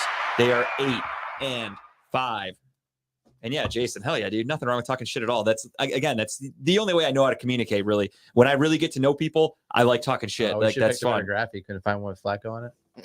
No, I thought that one was funny to use. I just thought it was hilarious that they threw him. Get ready. 3, 2, 1. Jamie's gonna say something. Well, at the time when I had Tim put that up, I sent it to him last week. My thought was that Trevor Lawrence wouldn't be playing either. So I was like, how funny that it's Deshaun against Lawrence, and neither of them are playing. And then obviously, you know what, Trevor Lawrence ended up playing. A man for a high ankle sprain. He looked pretty spry. Until that one sack from Grant Delpit where they showed his face in the camera and he looked like he was getting fucking murdered. Yeah. It looked bad. Oh, Grant Delpit, RIP. Yeah, we lost another one. Browns win. Browns did everything they needed to do. Joe Flacco is doing a great job as the veteran fourth quarterback that we've had as a starter. Had one bad pass, but again, I don't hold that against him because if you truly know football and like how play calling works, that was a timing pattern. Oh yeah, he was supposed to be right. That was, you throw that ball no matter what. You just assume your guy's going to be in the area. I'm surprised the flag didn't get called on the defense for illegal pick. No, they wouldn't call it on the defense. It was because the offense kind of brought it to him. So, I see. And it was within 5 yards. You're allowed to have a little Dub? contact. So, Dub, there he is. What's up, dude? Dub But in 10. they crossed paths, and that Yeah. you couldn't get to the ball, and you threw it right to the It receiver. happens. You know what I mean? It was an unfortunate play. Again, it was a timing pattern. I mean, shit, Trevor Lawrence threw 3 interceptions himself. So I'm not going to hold that against Joe Flacco. He had the sack fumble, which again, not his fault. Blindside, got fucking smoked. Overall, again, did everything he needed to do. Played well, put the ball where it needed to be, had 300 plus yards, threw 3 touchdowns Kind of or weird whatever seeing it a was. quarterback of ours throw 300 yards there. Because our run game is trash now. It's really bad. That's a topic I wanted to bring up to you. Is like we miss Nick Chubb, right? There's no other Nick Chubb. It's not even just Nick Chubb. I mean, that's huge. Don't get me wrong. Well, But yeah, but with the our offensive line is fucking banged up. You have no Nick Chubb. We're on our 4th quarterback. How the fuck are we winning games? You look at the defensive injury list right now. And as Kyle mentioned, today they announced Grant Delpit, IR. Yep. Yesterday, Jedrick Wills, who his window to come back for the rest of the season was opening. They go, no, he had surgery, out for the year. DeJuan Jones, our right tackle, who's filling in for the starting right tackle, Jack Conklin, who's out for the year, is now out for the year. Defensive tackle today went out too. And then Maurice Hurst on the IR. They also announced that don't be surprised if Obo Okoronkwo gets put on the IR. Now, some of these players will be eligible for playoffs. If we Yeah, make- I mean, it's if we going to take a make it to month, the 4 playoffs. weeks. So they will be eligible to come back, which is a good thing. I'm hoping come Sunday we have Mr. Fragile, Denzel Ward back out there, because if we can get Yeah. Ward out there with Emerson, who's fucking playing his mind out right now. We desperately need Denzel Ward this Sunday because DJ Moore can take a game over. And yeah, Steve there. Yeah. Yeah. Obo 12 Okoronkwo. players. my God. Okoronkwo. Yeah, dude, it's ridiculous how many people we have hurt and we're still winning games. And again, that goes, if Jamie wants to chime in about anything, it should be about how great of a coach Kevin Stefanski is, because Kevin Stefanski has us 8-5. I saw a little meme today on the way here. It's like Kevin Looking at Stefanski's Jason 12 stuff. he's 10-1 against cats. So teams that have cats Yeah, as a Jaguars, Bengals, Lions, Panthers. Yeah. He's 12-1 against those teams, which is And- hilarious to me. For me, Jason, I think He likes to beat the pussy. He likes yes, to he beat does. the pussy. He beats it. He beats it well. Joe Flacco, unless he loses us a game because of he'd have to lose multiple. If he goes out there and throws a fucking stinker, 125 yards passing, 3 interceptions, a fumble, truly costs us a game, then yeah, there would be a discussion of maybe replacing him. But he's doing everything really well. For as old and stiff as he is as a human being, he is avoiding sacks. He's making smart decisions. He's winning games. I But mean, I he's hate- 1-1, so I'm not going to get too crazy. We're not undefeated with him or anything, but He had he's a good, playing he well had a enough good to game where- against the Rams, though. exactly. There's no reason to go back. I would say that I think this type of quarterback, I'm not saying old, but this type of quarterback fits part of Stefanski's offense better, because think about it, he was an offensive coordinator for who in Minnesota? Who was it?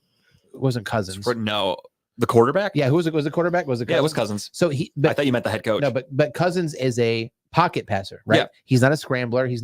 So he drew up a great offense for Cousins to run. Yep. Now you have a quarterback that's almost like a Cousins, right? I would say better at their prime, better than Cousins. Yeah, but very, very much less mobile. yes, but still, he has those quick out passes. He hits the receivers on the fly. He's got the arm behind him.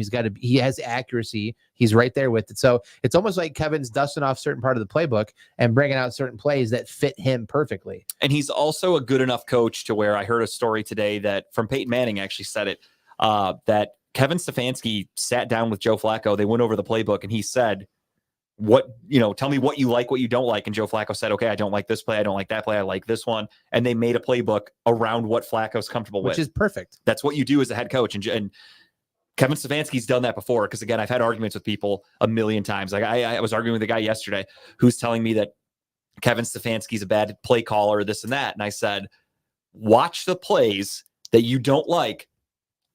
The guys are open. Whatever the play is, there are open people. It just needs to be executed. How many plays were people wide open and Baker Mayfield missed them? That's not a head coaching issue. That's the quarterback issue. It's execution. That's how you win in the NFL. And people are like, he's not fooling the defense enough. I said, dude, it's the fucking NFL. You do realize that the defenses we're playing are NFL players. There are NFL coaches on the other sideline. You don't fool people that often in the NFL. You have to just make long, sustainable drives. That's what Kevin Stefanski does. That's why we're about 8-5. but that defense looked pretty full in that scripted first drive down the field where Njoku could have fucking built a sandcastle out there. And it looked pretty fucking fooled when David Bell caught a wide open 4th down pass and ran it for a the defender touchdown. slipped a little bit there, but I get it. It was a catch either It was way. still a first down. They still had no idea that play was coming. Absolutely. So it comes to coaching. The offensive line is super fucking banged up. Bill Callahan is a great coach. So the offensive Robert. line is okay. He does what he's been reading defense his entire career. He knows what a blitz is. He knows what's coming. He knows how to check out of it or call a certain coverage packet or a protection plan. Protection. Like What are we slide saying? Over. I don't know. When he calls protection on himself, right? When he uses 2 weeks. when he Calm uses down. condom. Kind of shaking the rust off. But Deshaun Watson it right now. I'm shaking the rest off. But no, he knows what he's doing. But the fact that he already has an audible book already, basically certain audibles built in, He's a veteran. he's good to go. Yeah, he's good to go. that's how it's supposed to be when you're a guy who's been in the league for 15 plus Yes. years. Yeah. So no, I'm loving it. I'm loving Joe Flacco. The storyline though, if he takes us to the Super Bowl, that's just. Well, I was talking to your buddy, Dave Cleary. Shout out to Dave. I was talking to him about it today. I tweeted something about all the injuries, and he's Yeah. like, He's like, it's the most Browns thing that we win the Super Bowl this year. And I was like, let's be honest. The most Browns thing is we get to the Super Bowl with these injuries and then we lose in a heartbreaking fashion. That's the most Cleveland that would way be this the most season Cleveland could way. end. Yeah, you're right. You're right. I'm trying to not speak that into existence, but that is the most fucking Cleveland thing that could happen. Very true. It'd be dope if we make it. But it was a Fuck great yeah, game. dude, I'd be stoked. Defense played their hearts out. I mean, I don't know why our defense plays so much better at home than they do on the road, but they played out there. I mean, I'm so glad. I'm so glad is that Myles weird. Garrett came out and after the game, basically called the refs out, which he should. I mean, there's still frame photos of him basically getting just manhandled and raped and held and like from behind, like reverse horse collared and shirt pulled off absolutely. and everything. And maybe that could go in his favor this week. Maybe this week, now the refs are going to call that a little tighter potentially. But it is bullshit. Man does take a beating out there. No, he does. And that's the one thing that happens in the NFL that I like is when a guy calls out something like that, usually the refs do go, okay, I'll take a look at it now. And then that's something that they're going to get called right in the weeks after. So big win for the Browns. Not really a whole lot to talk about with it, except for obviously I'm bummed that they fucking have so many guys in the IR. Grant Delpit signs a new contract extension and gets hurt the same day. Yeah. As we said earlier, DeJuan Jones, Jedrick Wills, Obo Okoronkwo is going on the IR. Maurice Hurst goes on the IR. We got to start filling those voids. So, I mean, I heard a rumor that said they're interested in Ndamukong Suh to replace on the defensive line. I would be okay with that as a backup. I'm not expecting him to come in and start, but definitely the amount of injuries we have is why Kevin Stefanski should be one of the leading candidates for coach of the year, because no other team can do this. And I was listening to a radio show the other day, a sports show, and they were talking about Kevin Stefanski's resume and why he should be a coach of the year candidate. And they went down. If you look at all the playoff teams, Tim, I know I'm jumping ahead here. Can you do the bracket picture, please, for the playoffs? We're going to look at current playoff standings. And if you take a look at it, it's kind of ironic. I'm going to tell you which of these teams has lost their core. Well, I'll start because I know some of them. We'll go first. Baltimore Ravens. Who's been their quarterback all year? Oh, Lamar Jackson, same correct. guy. Yep. Kansas City Chiefs, have they lost their quarterback? Nope. Here, we'll keep, there it is. Pittsburgh obviously lost their quarterback. They're not a real contender, so they don't matter. They never had a quarterback. Yeah, That's okay. they didn't have one to lose. Miami Dolphins, did they lose any major players, quarterbacks, anything like that? No. Indianapolis, I'm not counting them either because Anthony Richardson didn't do anything. Technically, Anthony Richardson was like 0-4 in his career, 0-3 or whatever. Gardner Minshew is the reason why they're where they're at right now. Exactly, and the defense too. Yeah. But never lost a quarterback. Correct. Jacksonville, leading in the South. Never lost a quarterback. Trevor Lawrence got hurt for half a game and came right back. Yep. Then you flip to the other side. San Francisco, they lose their quarterback. Nope. Philadelphia, same quarterback. Yep. Detroit, same quarterback. Yep. Dallas, same quarterback. Yep. Green Bay, same quarterback. Yep. Almost 90% of the playoffs have not had the injuries that the Browns have had to suffer through. We're on our fourth quarterback. We are without our starting running back. We are on fifth and sixth string offensive tackles. We are probably going to be without Ethan Posick at center. That's another name I forgot to mention. Did he get an arm injury? Yeah, I think he dove for a fumble and got hurt, but Fucking Christ, man. I don't know. I haven't heard any updates. So we've been without him. Everybody else has been relatively healthy, knock on wood, wide receivers and tight ends healthy. Defense side, one arm, Maurice Hurst, hurt. Obo, hurt.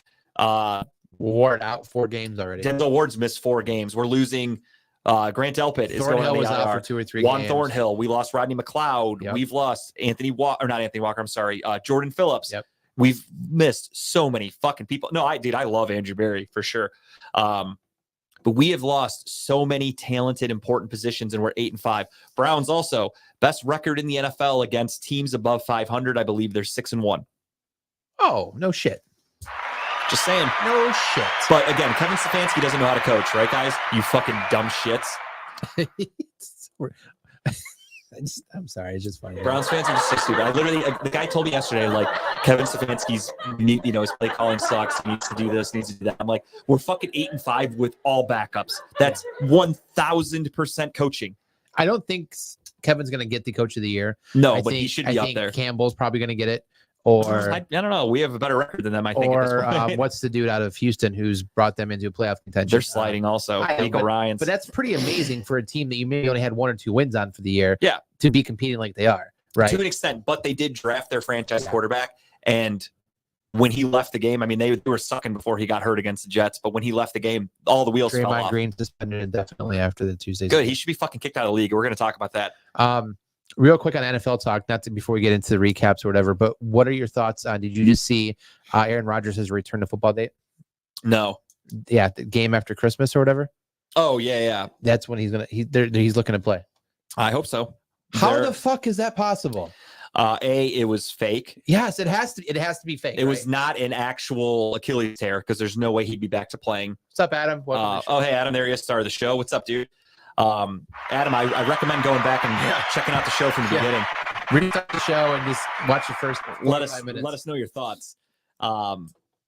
But why come back? Like the Jets have no fucking chance at anything. It's because He's just dead for the spotlight. He's selfish. He Yes. wants the story about him. Yep. He wants to be like, oh my God, this guy came back from a torn Achilles and he's playing football now. Oh my God, he's a miracle worker. He's the whatever ayahuasca drug induced coma thing he went into.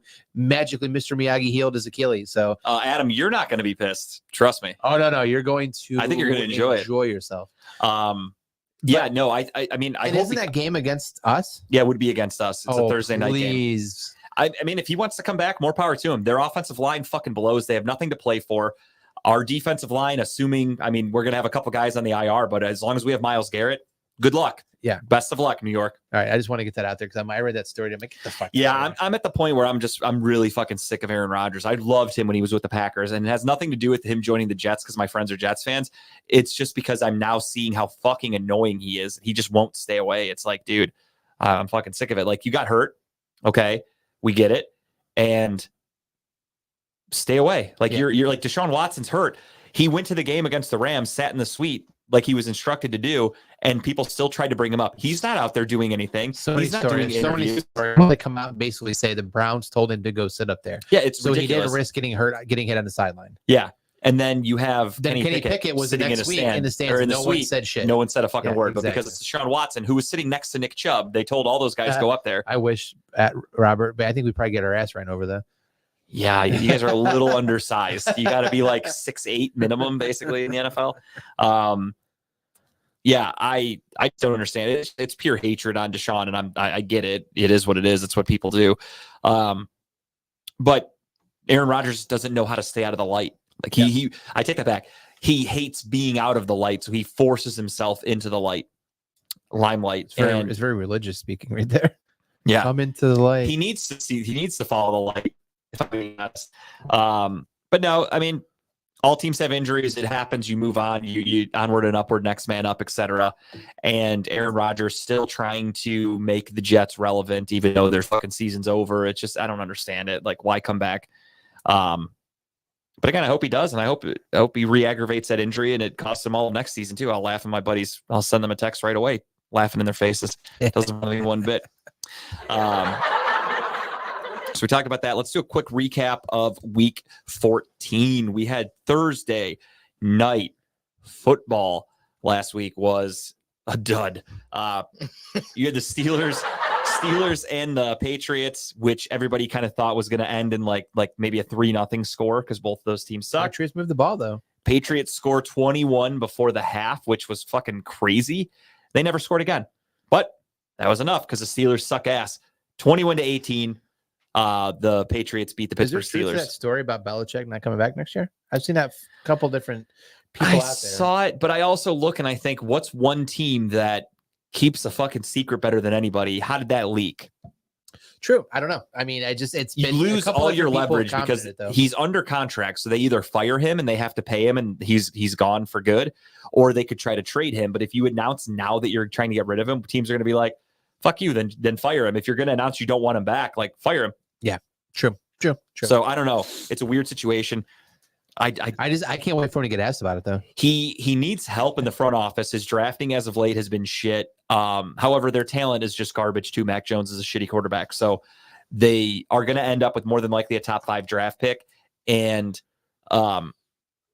Yeah, 8-4 as a starter for Watson, 5-1 this year, and people are like, he didn't play well enough. But then when Baker throws a couple touchdowns and the Browns lose because Baker throws a couple interceptions, they go, "Oh, he's okay. Give him that big contract. We love Baker." It for me, throwing it out there. I've said it once. I've said it 1,000 times. It's a black and white thing. Sorry, it is what it is. Because this was before we had Deshaun Watson. So many people wanted Baker to get a fucking like a mega extension from the Browns, and I had to be drove like, him down last week. he's to win not that very game. good. Yeah, he did against the fucking Falcons. Congratulations. In the worst division in football, being 500 makes you the division leader. Kudos, Baker. Buccaneers, speaking of, they do beat the Falcons 29-25. Koo from the Falcons missed like 2 field goals that actually would have gave them the win, but he kicked Surprising like he shit. missed And it. he Yeah, was that's not weird. happy with himself. Bengals beat up on the Colts 34-14.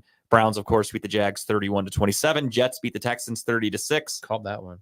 And you did? No, I picked it in my pick'em. Not Oh. ours, but someone else. Yeah.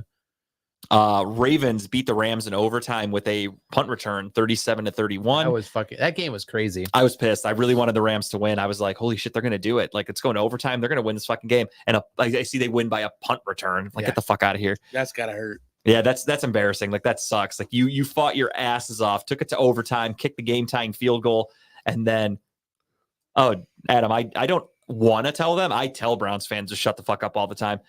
It kind of gets nauseating after a while. Yeah, I have no issue telling Browns fans that they're really fucking stupid and that they don't know football. Love it. It's my favorite thing. Bears beat the Lions in an upset 28-13. Saints beat the Panthers 28-6. Vikings win a shootout 3-0 over Oh the my God, Raiders. that game was so embarrassing. That game was pathetic. I'm so glad I cashed out when I did it because I bet I showed you. Yeah, you were sitting there waiting on the fucking on the Raiders to win, and I'm like, as soon as not looking good, dude. as the Rams got at like the whatever the Rams, but the Vikings got to the 35, it had the cash out option. I'm like fucking cash yeah, out. they're about to win this game because 1 point wins this game. Niners beat up on the Seahawks 28-16. Bills beat the Pretty Chiefs game.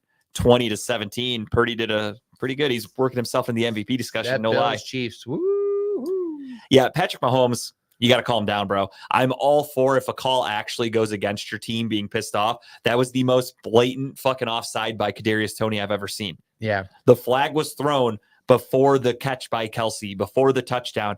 It's not like they did it to fuck you over. That was a penalty from the start. Peyton Manning did come out and say something that was I kind of agree with, especially with that being so blatantly offsides. Call the play dead. Like, you know, Yeah, they shouldn't even. throw the- Why yeah. even let it happen? That throw should be. throw the flag and just blow the play dead so you don't see what happens. It's a quote unquote illegal formation. Correct. Blow the play dead. Because now that play happened, now it just blew the entire thing up. And that's when they were like, you literally took away a touchdown. Like they're pissed. Hats off to Kelsey. That was fucking quick thinking. Smart. That was fucking amazing. Cleveland. He's got that Cleveland brain. But it didn't count. Facts.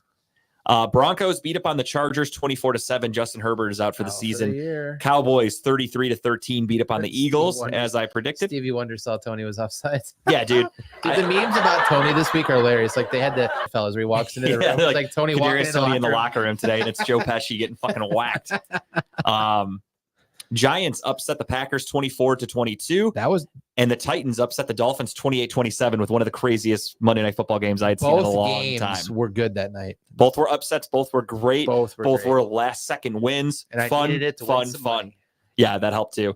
Yeah, Tommy Cutlets, aka Danny DeVito, his fucking agent standing on the sideline the looking hat like on. a fucking Dude, 1920s. he's playing the role to a T. Like he's got like mason jars full of illegal booze in his car in the back. He's 3-0, right? As a starter? Is he? I thought they. Is no, he? I think he's 3-0 as He a might starter. be. I have no idea. I don't really pay attention. I love us. Everyone is Oh yeah, because I think they're everyone's on like like a this. 3-game win streak. everyone's like He's this. And Italian as fuck. So that was the week that was in the NFL. More injuries for everybody, of course, as we mentioned. Justin Herbert out for the season. Everybody fell in love with Joshua Dobbs during the trade deadline. Oh Browns yeah, the fans, Browns should have Browns fans wanted Andrew Berry fired because we didn't trade for him. mob hitting Jones and Taylor. And I mean, it's very possible. I wouldn't doubt it at this point. 3-1 is his record. DeVito, okay, that makes sense. That sounds about right. But everybody and their brother wanted Stefanski and Andrew Berry fired for not trading for Josh Dobbs at the trade deadline. I tried to tell everybody that Josh Dobbs sucks, and that's you sound like a fucking idiot. And this isn't just fans. This was Tony Grossi. This was Mary Daryl Kay. Ryder, Mary Kay Cabot, literally in the press conference after the trade deadline, calling out the GM, Andrew Berry, and asking him, don't you regret not trading him or not trading for him? And do you regret trading him in the offseason, blah, blah, blah, in training camp? And he's benched. He stinks. Reality set in very quickly for that whole experiment. I tried to warn everybody that was the case, but what do I know? I'm just right all the fucking time, but what do I know? You don't know shit. Exactly. I told Jamie that the other day. He was like, we agreed on something in a Facebook thing, and he's like, You guys should have taken the Chipper's post though. it was on Chipper's post. Oh, what? Of course it was. And he was like, wow, this is the first time we agree on something. And I said, you should just agree with me on Brown's takes. Your life will be a lot fucking easier because I'm right. And here we are. See, Adam knows what's up, dude. That's why he's the star of the show, because he knows. I'll tell you guys everything. I'll break it down for you. Adam, That's what I do. I still don't listen to Justin sometimes. It's okay. It's just more fun like that. Yeah, Robert means never don't listen to Justin. It's a double negative, but I know what he means. Never not listen to Never Justin. not don't listen to Justin. And that's Whoa, what he's trying to say. Lee, calm down, Lee. Jesus. And that's just normal conversation from Robert. That's just how he talks. We already looked at the playoff picture, so we could fucking skip ahead at that. Let's talk about the Lakers. LeBron doing something Michael Jordan could never do, and that is win the in-season tournament championship. Sorry, boys. We want to talk championships. Jordan, 0. LeBron, 1. Does it Just count saying. though? I mean, Fuck yeah, it does. If he did his job, the NBA said we are making a tournament. The winner is considered a champion. LeBron said, done deal. Let's win this shit. LeBron wins the first one. I mean, what else can you do as a player? You win every chance I will you say get. LeBron stepped up heavily during that chance. He did it on purpose. And then he comes out the game after the tournament's over and fucking shits the bed. I need a fucking 20 points out of you, bro. 20 points. Wait, He which was game? tired. The day after, the game after, he didn't get 20, he had like 17, I think. Oh, I was gonna say last night I think he had like 30 something. No, it I was thought, the game okay. before that. Yeah, I think he was a little tired. Yeah, Kyle's supposed to go against me. We're supposed to be like every other radio show in Cleveland where you have the good guy and the bad guy. I hate that, by It's the way. just too tiring to do that. It really is. I hate it because you could tell when it's fake. We Like disagree on some things, but I mean, most of the time it's just us talking sports. the last big disagreement we had was when you didn't want Deshaun Watson and I talked you into it. That was like fucking 4 years ago, though. I was all over that shit way in advance, dude. I'll give myself credit. I was probably the first person that linked the Browns to Deshaun Watson with no facts or any information. No. I just wanted him, so I just started stood telling baloney at people, a like, wall, and wherever it's I was stuck, like, you're like, we're gonna get if that the guy. Browns are smart in the offseason, they should do whatever they have to do to get Deshaun Watson. Did it take an extra year? Sure. Did it take but it some happened. jerking of the dick to get some of that too? Of course it did. Hey, sometimes you got to grease some palms, as they say. Or I've- polls. I've heard of some places that give happy endings. here, Hell too. yeah, they do. And Have you been there yet? No, but I think I'm gonna be on my agenda soon. Yeah. Tim's putting in his Palm Pilot right now. He's like, Literally Palm Pilot. go get a little rub and tug. Might be a goal of 2024. You should make like a little like notes sheet of like what place check mark yes, X no, check mark yes, X no. I will love that if when like we in January we're doing our show, we're like, "What's your New Year's resolution?" And Tim's like, "To get jerked off." I'm like, hey, fuck it, shoot for the stars, dude. A goal's a goal. I love it. Try Youngstown area, Jason says. That's too far of a drive, man. North Homestead, I heard. No. Tim's willing to travel. Oh, I did hear. Yeah, there was over by where was it? That Brook Park extension. They got busted 2 years ago, I think. For News that to me, shit. I don't know. Yeah. So how do you get busted for that? Like you got to get No, jerked literally, off they first, busted. and then They right. busted. Someone busted and then got busted for The it. floors got too sticky. They got shut down. It was a No, fire I guess it hazard. was Do like you a- have to get the happy ending first to say you do that? I'm assuming somebody think ratted, so, I'm yeah. assuming somebody ratted him So out, and then like who the cops went there undercover? and busted him. Yeah. He wants to Yeah, say he we're literally- busted. He just gets done getting jacked off, and then he's like, "Oh my god, that was fantastic." And By the I'm way, a cop. freeze. And he pulls out his badge. Well, he had to see the investigation through, right? He had to make sure that it took place. You just have this poor Asian woman getting carried out in handcuffs with a fucking money shot on her face. So sorry, Unintended so with the name sorry. of the episode. to love him. He paid me to love him. Me love you long time. This is so terrible. Wow. 1 to 2 minutes. I mean, that's a long time. Yeah, I mean, quicker the better. It's So okay. in season Floor tournament, so too now they, sticky. so That's what happened, dude. The fire Jacked marshal had off to shut better him than down. getting pegged. try getting jacked off and pegged at the same time, Adam. You gotta live a little. Gotta live a little. Have you ever seen Road Trip? Been there So, before. A great movie. That's a so funny now ass that movie. you understand the in-season tournament, are you a fan? Fuck yeah, I loved Okay. it. Loved it. Yeah, I think it's cool. I think it's honestly it should be a better's wet dream next year when this happens. It's something cool because a lot of times what happens is you get a guy that turns into a household name during the playoffs, which is fun. Like Tyrese Halliburton is my example for this. Tyrese Halliburton was not a household name. He's a good basketball player. He's never been to the playoffs. He was on the shitty Kings. Then he got traded to the Pacers, and the Pacers stunk, I should say. So he's never been to the playoffs, never been on like prime time, never, not a household name. In-season tournament, he is now a household name, and it's only December. Normally, you hear a guy and you're like, fuck, this guy's really good. There it is. And it's April, May, June, whatever.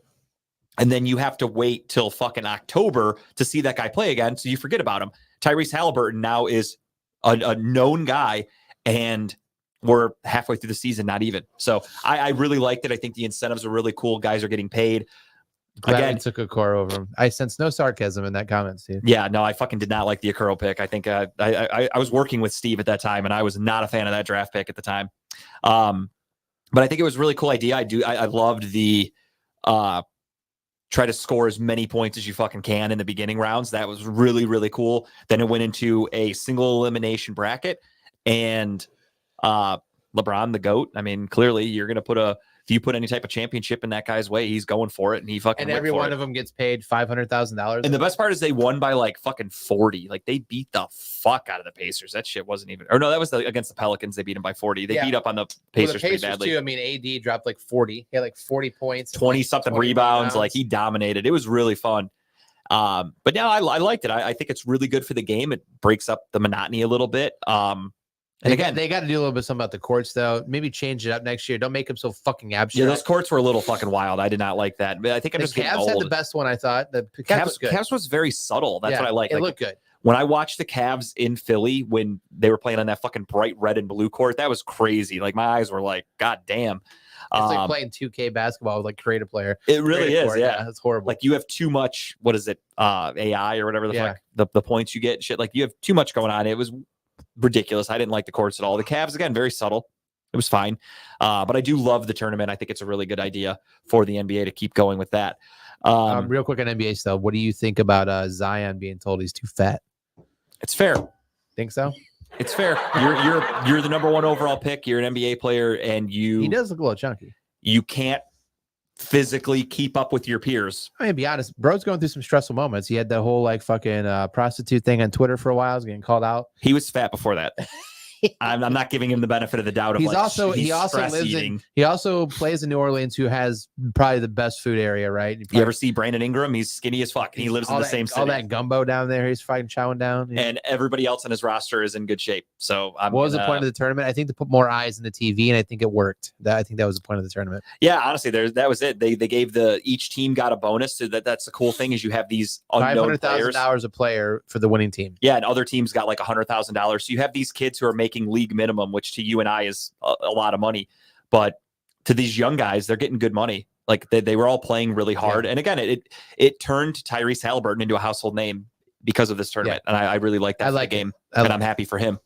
And yeah, Draymond is suspended indefinitely. He's a piece of shit. I hate him. Always have. And Jokic got ejected yesterday for talking a little shit to the ref. And not the all-time MVP. I want to give my thoughts on that. And it's probably going to be something everyone disagrees with me on, but I was thinking about this long and hard. That's what she said. And can't that what you said yourself. Don't do that. I could do that as much. I could do whatever I want. Well, what's your show? I guess we're just here. I could do whatever I want to myself, Kyle. That's what she said. And Jokic was ejected yesterday for talking a little shit to the ref. And I think the NBA needs to crack down harder. And no, he got kicked because he punched the shit out of somebody. Not Jokic. We're talking about Jokic. Draymond, my bad. No, Draymond got ejected for hitting him. That was fair. Jokic got ejected because he thought he got fouled. He was running back and he said he was talking shit to the refs, swearing at him, whatever. So he got teed up and kicked out. I think the NBA does need to ban that. There's nothing I hate more than watching NBA players bitch and moan after every fucking possession. Yeah. To me, it's annoying. So I do think the NBA should tell players like, you're literally going to get teed up for the smallest little gripe. Let your coaches, let the fans boo, let the coaches handle the talking to the refs. Players, fucking play. Yeah. If you go up for a layup, you think you got fouled, they don't call it, you fucking hustle back and play defense. Bring basketball back to normal. I hate watching guys fucking crying every play. Devin Booker ruined that for me. Devin Booker cries like a fucking baby every single play. And that, like, don't get me wrong, LeBron too. LeBron complains to the refs, but everybody does it. Did you see when he flopped the other night and Kevin Hart was on TV? And Kevin's like, LeBron, stop fucking flopping. No, I didn't see that. And like, because LeBron literally flopped. Like, he got barely hit and he's like, bleh, like he laid it Yeah. out like LeBron normally does. And Which- Kevin Hart talks shit about it. It's hilarious. Flopping, I'm all for. If you could sell it, sell it. But it's LeBron's too old to sell it, so it's the complaining is like, dude, I'm sick of everybody No, every fucking I think that'd play. be great. I think it would take probably a while for people to get used to, but I agree. The fact that you literally draw up certain plays to, or you act a certain way when you go to the hole because you're trying to draw the foul, Right. that's fucking stupid. Like, I mean, don't overact shit. Let's If- go there, just score the ball. If your goal, because like James Harden does this kind of stuff, Joel Embiid does this kind of shit. If your You blow goal on is, James Harden, he flies across the yeah, court. if your goal is to literally just try to make it look like you got fouled to go to the free throw line, kudos. Like LeBron does it. As we just said, LeBron's flopped plenty of times.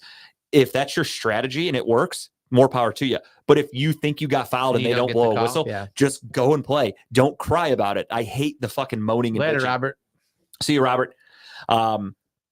Like when I went to the Charge game a few weeks ago and I was sitting courtside, even in the G League, those guys every fucking play, dude. I would Isaiah, say baseball. Adam, my bad. you think baseball players complain more? Yeah, I think so. Really? No, I think NBA for me, dude. Every play. Oh my god, is it bad? It's pretty bad. Like They're in just a bunch of baseball, like drama there's a couple queens. times where they're kind of like, you know, come on, that was a strike, but I don't think it's anywhere near NBA. And for me, NBA is the worst. Yeah. Soccer's probably worse from highlights I've seen, but I don't Soccer's actually know because I don't probably watch it. Soccer's probably Soccer's worse. hilarious to a point though when a player doesn't even get hit and like flies halfway across. Yeah, And he really overacts. All they are the teammates, like, king of flopping. They like for circle sure. around a player, and then like when the play's done being talked about or whatever cards pulled, He's then they completely get up fine. and walk away. But I think hockey is the least hockey, complaint. dude, they fucking lose a Dude, tooth, and they're like, getting "Can I out- get back getting out there?" Like getting they're their the throats slit, manliest men of everything on of there. all. No one cares. Then but keep going. But yeah, so when I was at the Charge game, like I'm sitting there and Isaiah Mobley, Evan Mobley's brother, was playing, and every fucking play, he's literally yelling at the ref, like hitting his arm, like he's doing this in the ref's face. And it's like, dude, just fucking go back and play defense. Like you didn't get the call, the play's over, move on. Yeah. Let your coach talk to the ref during a timeout and be like, hey, he got fouled there. Like, are you going to call that shit? And maybe the ref will keep an eye on it. But don't complain every fucking I time you agree. touch the I ball. agree. There was a play I watched Sunday when the Browns was playing, and they was complaining. The NFL's getting bad too. Yeah. Like every play, a guy's like turning around and they're all like looking at the ref, like, what the fuck, throw a flag. Every time a wide receiver doesn't make a catch, they turn around looking for a flag. It's bad. And there's literally plays designed now where the quarterback will just throw a deep ball, and the specific goal of that play is to get a flag thrown. Like that's getting bad. They got to work on that shit. Yeah, the NFL's got a whole other referee issue going on right now, though, that they're trying to work out. But yeah, that's my take on that. That might be the old man get off my lawn type take. I but like it. stop complaining. Ban it from the NBA. I agree. Yeah. Dudes spit their teeth out and they just are like, all right, I'm good. If I can play, I can play. This is my feet. I still have 2 arms and 2 legs. I'm going out there. Those guys take pride in having no teeth. Like they're like No it's like, facts. They love it. it's like a fucking like scar, right? Battle wounds, Like, yeah, the less teeth you have, you're like, damn, that guy must be really good at hockey because he has Yeah. no fucking teeth left. right? Or he's on meth. And that too, and the fact that the refs in hockey are like, there's times where it's like a fight's gonna happen, so they clear everyone else. Yeah, out, they're like, and you they two, let them go. They let them go. we'll give you a couple minutes. As long as neither one of them hit the ground and they're Yeah. holding on to each other, they just fucking You, wail. you on get to each settle other. your differences. You're both going to go in the penalty Could box. you imagine if NFL allowed that? Like, hey, all right, everyone clear out, take your helmets off, go. I would fucking love that. I would love it. NFL would be crazy. NBA would be terrible. I bet most of those guys are really bad fighting. At fighting. They're just probably throwing haymakers are coming way out. The most NBA fights are like kind of embarrassing to watch. It's like because nobody knows how to punch. Baseball fights are fun, even though they break. up pretty Baseball quick. fights. Jose Ramirez down Yeah. goes Anderson. That was a fucking best fight I've Baseball ever fights seen. are hilarious. I mean, yeah. So bring fights in. Bring fights back. NFL Blitz. Come on, make it happen. It's possible. Like the Cortland Finnegan, Andre Johnson fight when the Titans and Texans played like fucking 10 years ago. One of the best fights in NFL history. Yeah, It was classic. It's fun to watch. Let them get their I love anger it. out. Move on. Right. I'm all for it. Make them sit out for 10 minutes or 5 minutes, whatever you got to do. Make it a penalty in NFL, but let them fight. Then again, They get concussions enough. Maybe they shouldn't be punching each other. That's true. True. CTE's coming regardless. I don't need it to be like, well, this dude decided to murder his whole family because he took this right hook in this game and the NFL allowed it. Let it be a natural concussion that they get in a game. That's how it should be if you're going to go on a murder spree. Shohei Ohtani signs a $700 million 10-year contract with the Los Angeles Dodgers. He had a long way to move too. Yeah, he had to go from the Los Angeles Angels of Anaheim to Right the Los down the Angeles street. Dodgers. Right down the street. Basically switched locker rooms. The funny thing about his contract, though, is he has deferred the money till the end. He is going to make $2 million a year until the 10 year years. 2034, and he is going to make $680 million in 10 years, $68 million payments. Pretty fucking cool. Saving the Dodgers a lot of money, and I love it because he's giving them extra money to spend on contenders or good players to keep them in contention because he wants to win championships. And they have a lot of options out there. I hope they go after. I think I messaged you that Japanese player coming out. That Oh yeah, they're going after everybody. I hope they go after him because that dude is legit. I saw they're going after Josh Hader, the pitcher. They're going after the Japanese guy you were talking about. I forgot his name. And it's really smart financially for Shohei Ohtani because a lot of people don't think about this. California is one of the highest tax states for your income. Right. He is going to then retire, move to Japan, and start making $680 million where the taxes don't fucking matter like that. And he's making himself so much more money. Genius move. I love it. Does he continue to pitch and hit? He will. He'll be pitching again next year. Not next season, but the season after he will be pitching. He's got to take the year He'll off. just be a hitter next year. Next year, he's just a hitter because That's he just fine. had that He has injury. to focus on just one thing. Right. He'd be dangerous at that. Let that so- arm get healthy, and he'll be pitching again in no time. And even if they say, "Hey, you're never pitching again because we want you to bat," then I don't think they have enough money they could fucking sign another pitcher. Yeah, They exactly. should bring Trevor Bauer back. Free Bauer. You'll always hear that from me. I love that guy. No, I love it. It's better than Bobby Bonilla in my opinion. Bonilla gets $1 million a year. How many more years left in that contract? I think I don't remember 35, off the top of my head. 35. But like this dude's gonna get $680 million. Like that's next level money. Smart move. A lot of people say it's bad for baseball. I love it for him, and I think that's cool that he said, "Sure, you want to pay me all this money? That's great. I'm gonna do you a favor though, so we can win championships." I love that. I've said it a million times. Winning is the most important thing in all of sports. That's all any player should care about. Guys that go places for money. 2035. For Bonilla. Yeah. So it ends when Ohtani's money starts when Bonilla's ends, basically. 2035. My God. But you have all these guys that just sign with teams for money. Like clearly they're going to like some shit organization because they're like, whatever, I'm literally only going to whoever offers me the most money. I hate that. I don't respect that. Go to win. And Ohtani's doing the right thing as a teammate, and he's doing whatever he can to help. Yeah. the So now the win. I Dodgers respect the have a fuck shit out ton of it. more money to go buy him. So I hope. I mean, if they're not in the World Series on every year from here on out, then I wouldn't. Yeah, doubt it. Florida has no fucking tax, so he could go to Florida. But yeah, no, I love the move as the National League. My favorite team is the Los Angeles Dodgers. Are the Los Angeles Dodgers? So I'm happy about that. I'm not mad about it at all. Yeah, that's the funny thing. Ohtani technically signed this year for $2 million for the Dodgers. We signed Austin Hedges for $4 million, so we're paying Austin Hedges, a backup catcher who's a bum, $2 million more a year He's a World technically Series champion though. than Shohei Ohtani. Shohei Ohtani will be, so it's well worth it. That's a smart investment. Love the move for the Dodgers. Great shit. All right, let's get into picks because we spent a lot of time on some garbage in the beginning, and we're gonna move on from that. Taking out the garbage. We took out a little trash, and it set us back a bit. Updated scoreboard for those of you keeping score at home. All of us equally. We all missed our bonus pick, and we all went 7 and 8. We had bad weeks last week, so was pretty It was bad. a lot of upsets last week though. so nothing in the standings changed. I'm still up by 1 game, and everybody again, we all went 7 and 8, so nothing changed. Let's get right into it though. We have Thursday Night Football. The one cool thing about this week is there are 3 Saturday games. I'm very excited about that. I can't wait.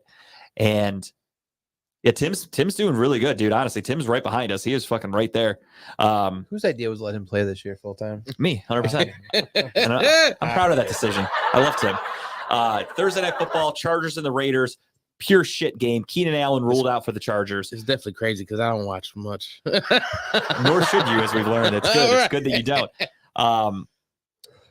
Justin Herbert's out for the year. Easton Stick is the starting quarterback for the Chargers. The Raiders have yet to even announce who their quarterback's going to be because they're in a fucking disastrous hole. With that being said, I don't even know who I want to pick here. Both teams stink. The Raiders literally couldn't even score last week. They got shut out, so they're switching quarterbacks. Easton Stick isn't very good.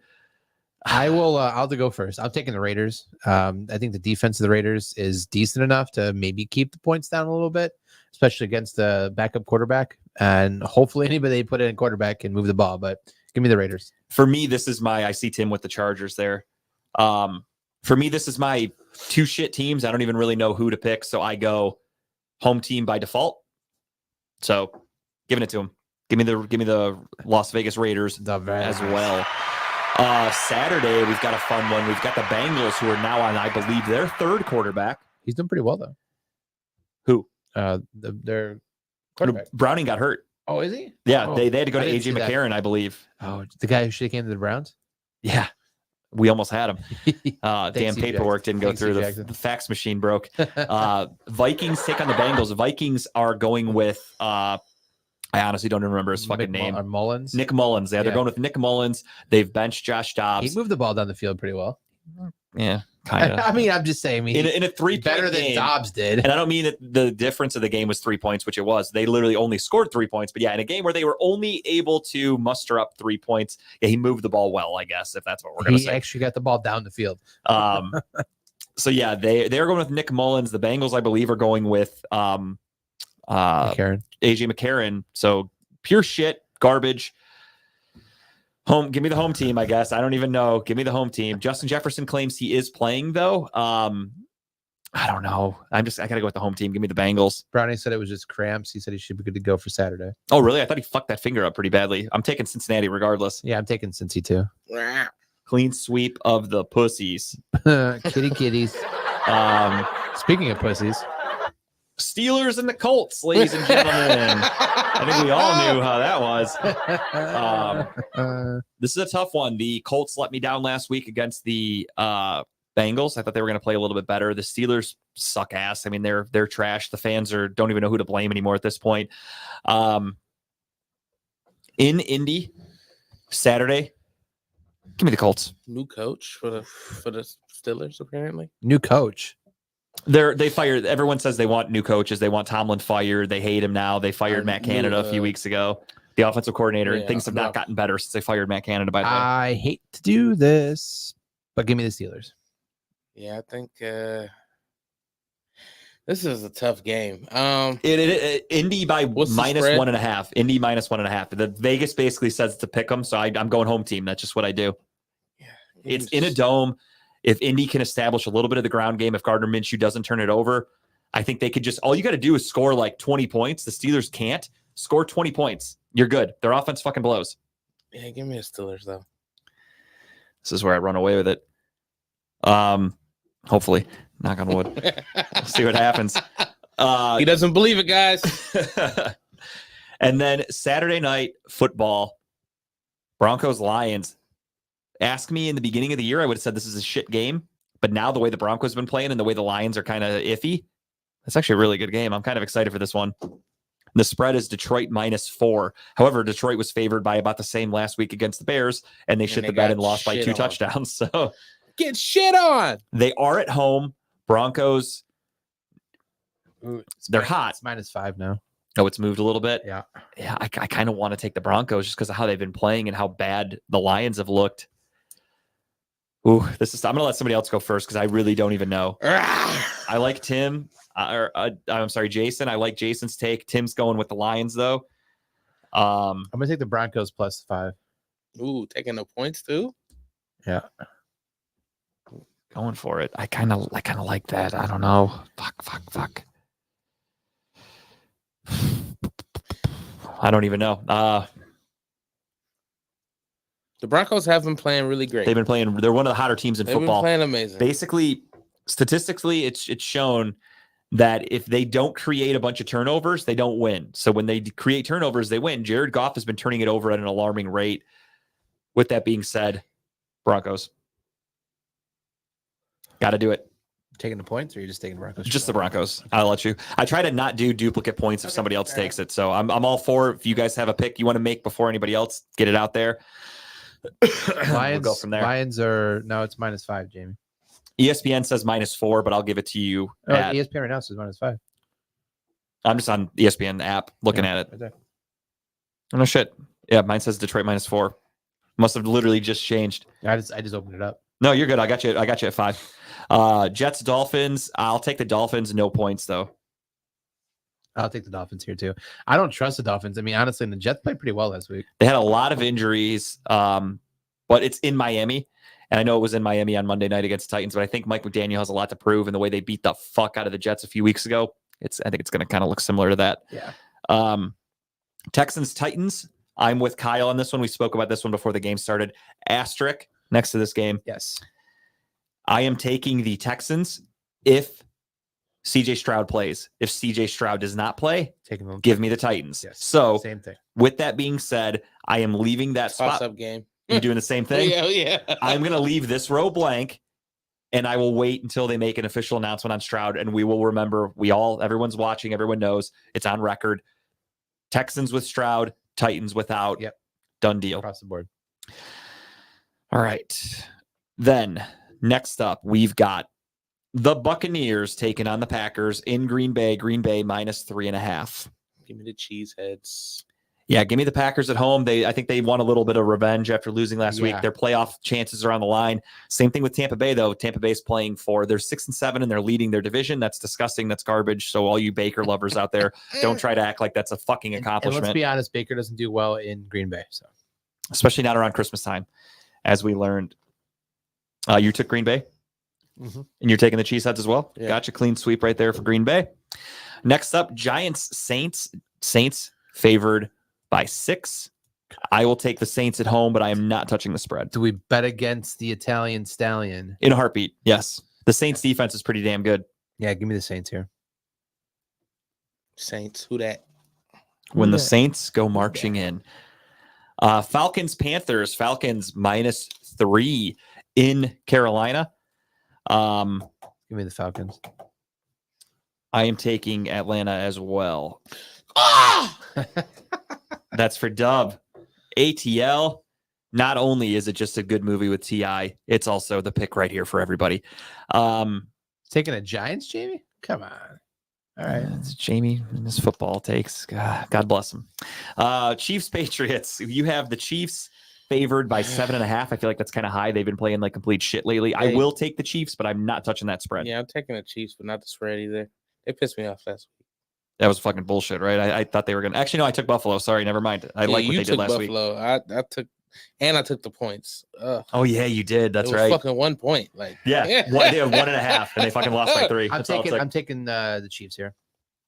Tim as well. Next up, we have the 49ers at the Cardinals. San Francisco -12.5. dude. Purdy. They're so fucking good. I'm taking the Niners, but that spread's way too high. Yeah, That's if huge. it might have been like 8, I'd have took it. I kind of thought about it. I hadn't. I swear to God, I don't look at the spreads until day of, and that was Yeah, give me the ridiculous. 49ers here too. Commandos at the Rams. Rams 6.5. They are favored. Damn. The Rams have been playing really well lately. I am taking the Rams here, but I'm not touching. I'm not touching the spread. Taking the Rams. Also ramming it up. Ram it up there, Tim. Let's go. Cowboys, Bills, Sunday, Ooh, 425. that might be a tough game. Buffalo favored -2.5 in Buffalo. Probably going to be snowy and shitty. They are playing for their fucking lives because they cannot really afford to lose another game if they want to make it into the playoffs. So did Hamlin. Yeah, he really did. He gave his life for this game. I think I'm taking the Cowboys, and I might take the points. This is a toss-up game for me. It's definitely a toss-up game, but 2 points. You know what? That logic doesn't matter because the last time I did that, it sucked. I think I'm taking the Cowboys for sure. Okay. I hate picking the Cowboys. I really do. And I don't know if last week was a fluke game because they never play against good teams well. And it was at home. Give me the Cowboys. I'm torn. I'm not going to lie to you. I am torn. I'm going to go with the Cowboys strictly because Buffalo's defense has got a lot of injuries, and Von Miller's got like domestic violence shit going against him. I just think they're going to be a little too much for Buffalo to keep up with. And Dallas's defense is really good too. So it's going to be kind of a shootout game possibly, but I feel like Dallas has a better defense and a better offense going up against both the Bills offense and Bills defense. So give me Dallas as well. Next up, Sunday Night Football, you've got the Baltimore Ravens heading into Jacksonville. Prime time game. Trevor Lawrence playing on one leg, essentially. Ravens coming in hot. I am going to take the Ravens, and I'm going to take the Ravens -3. Ooh, it's -3. That's it. I like it. Jacksonville, surprisingly, they're not good at home. They're really good on the road, although the Browns beat them. But they are a better road team than home team. And I think Baltimore is going to win that game relatively easily because Trevor Lawrence is really fucking banged up.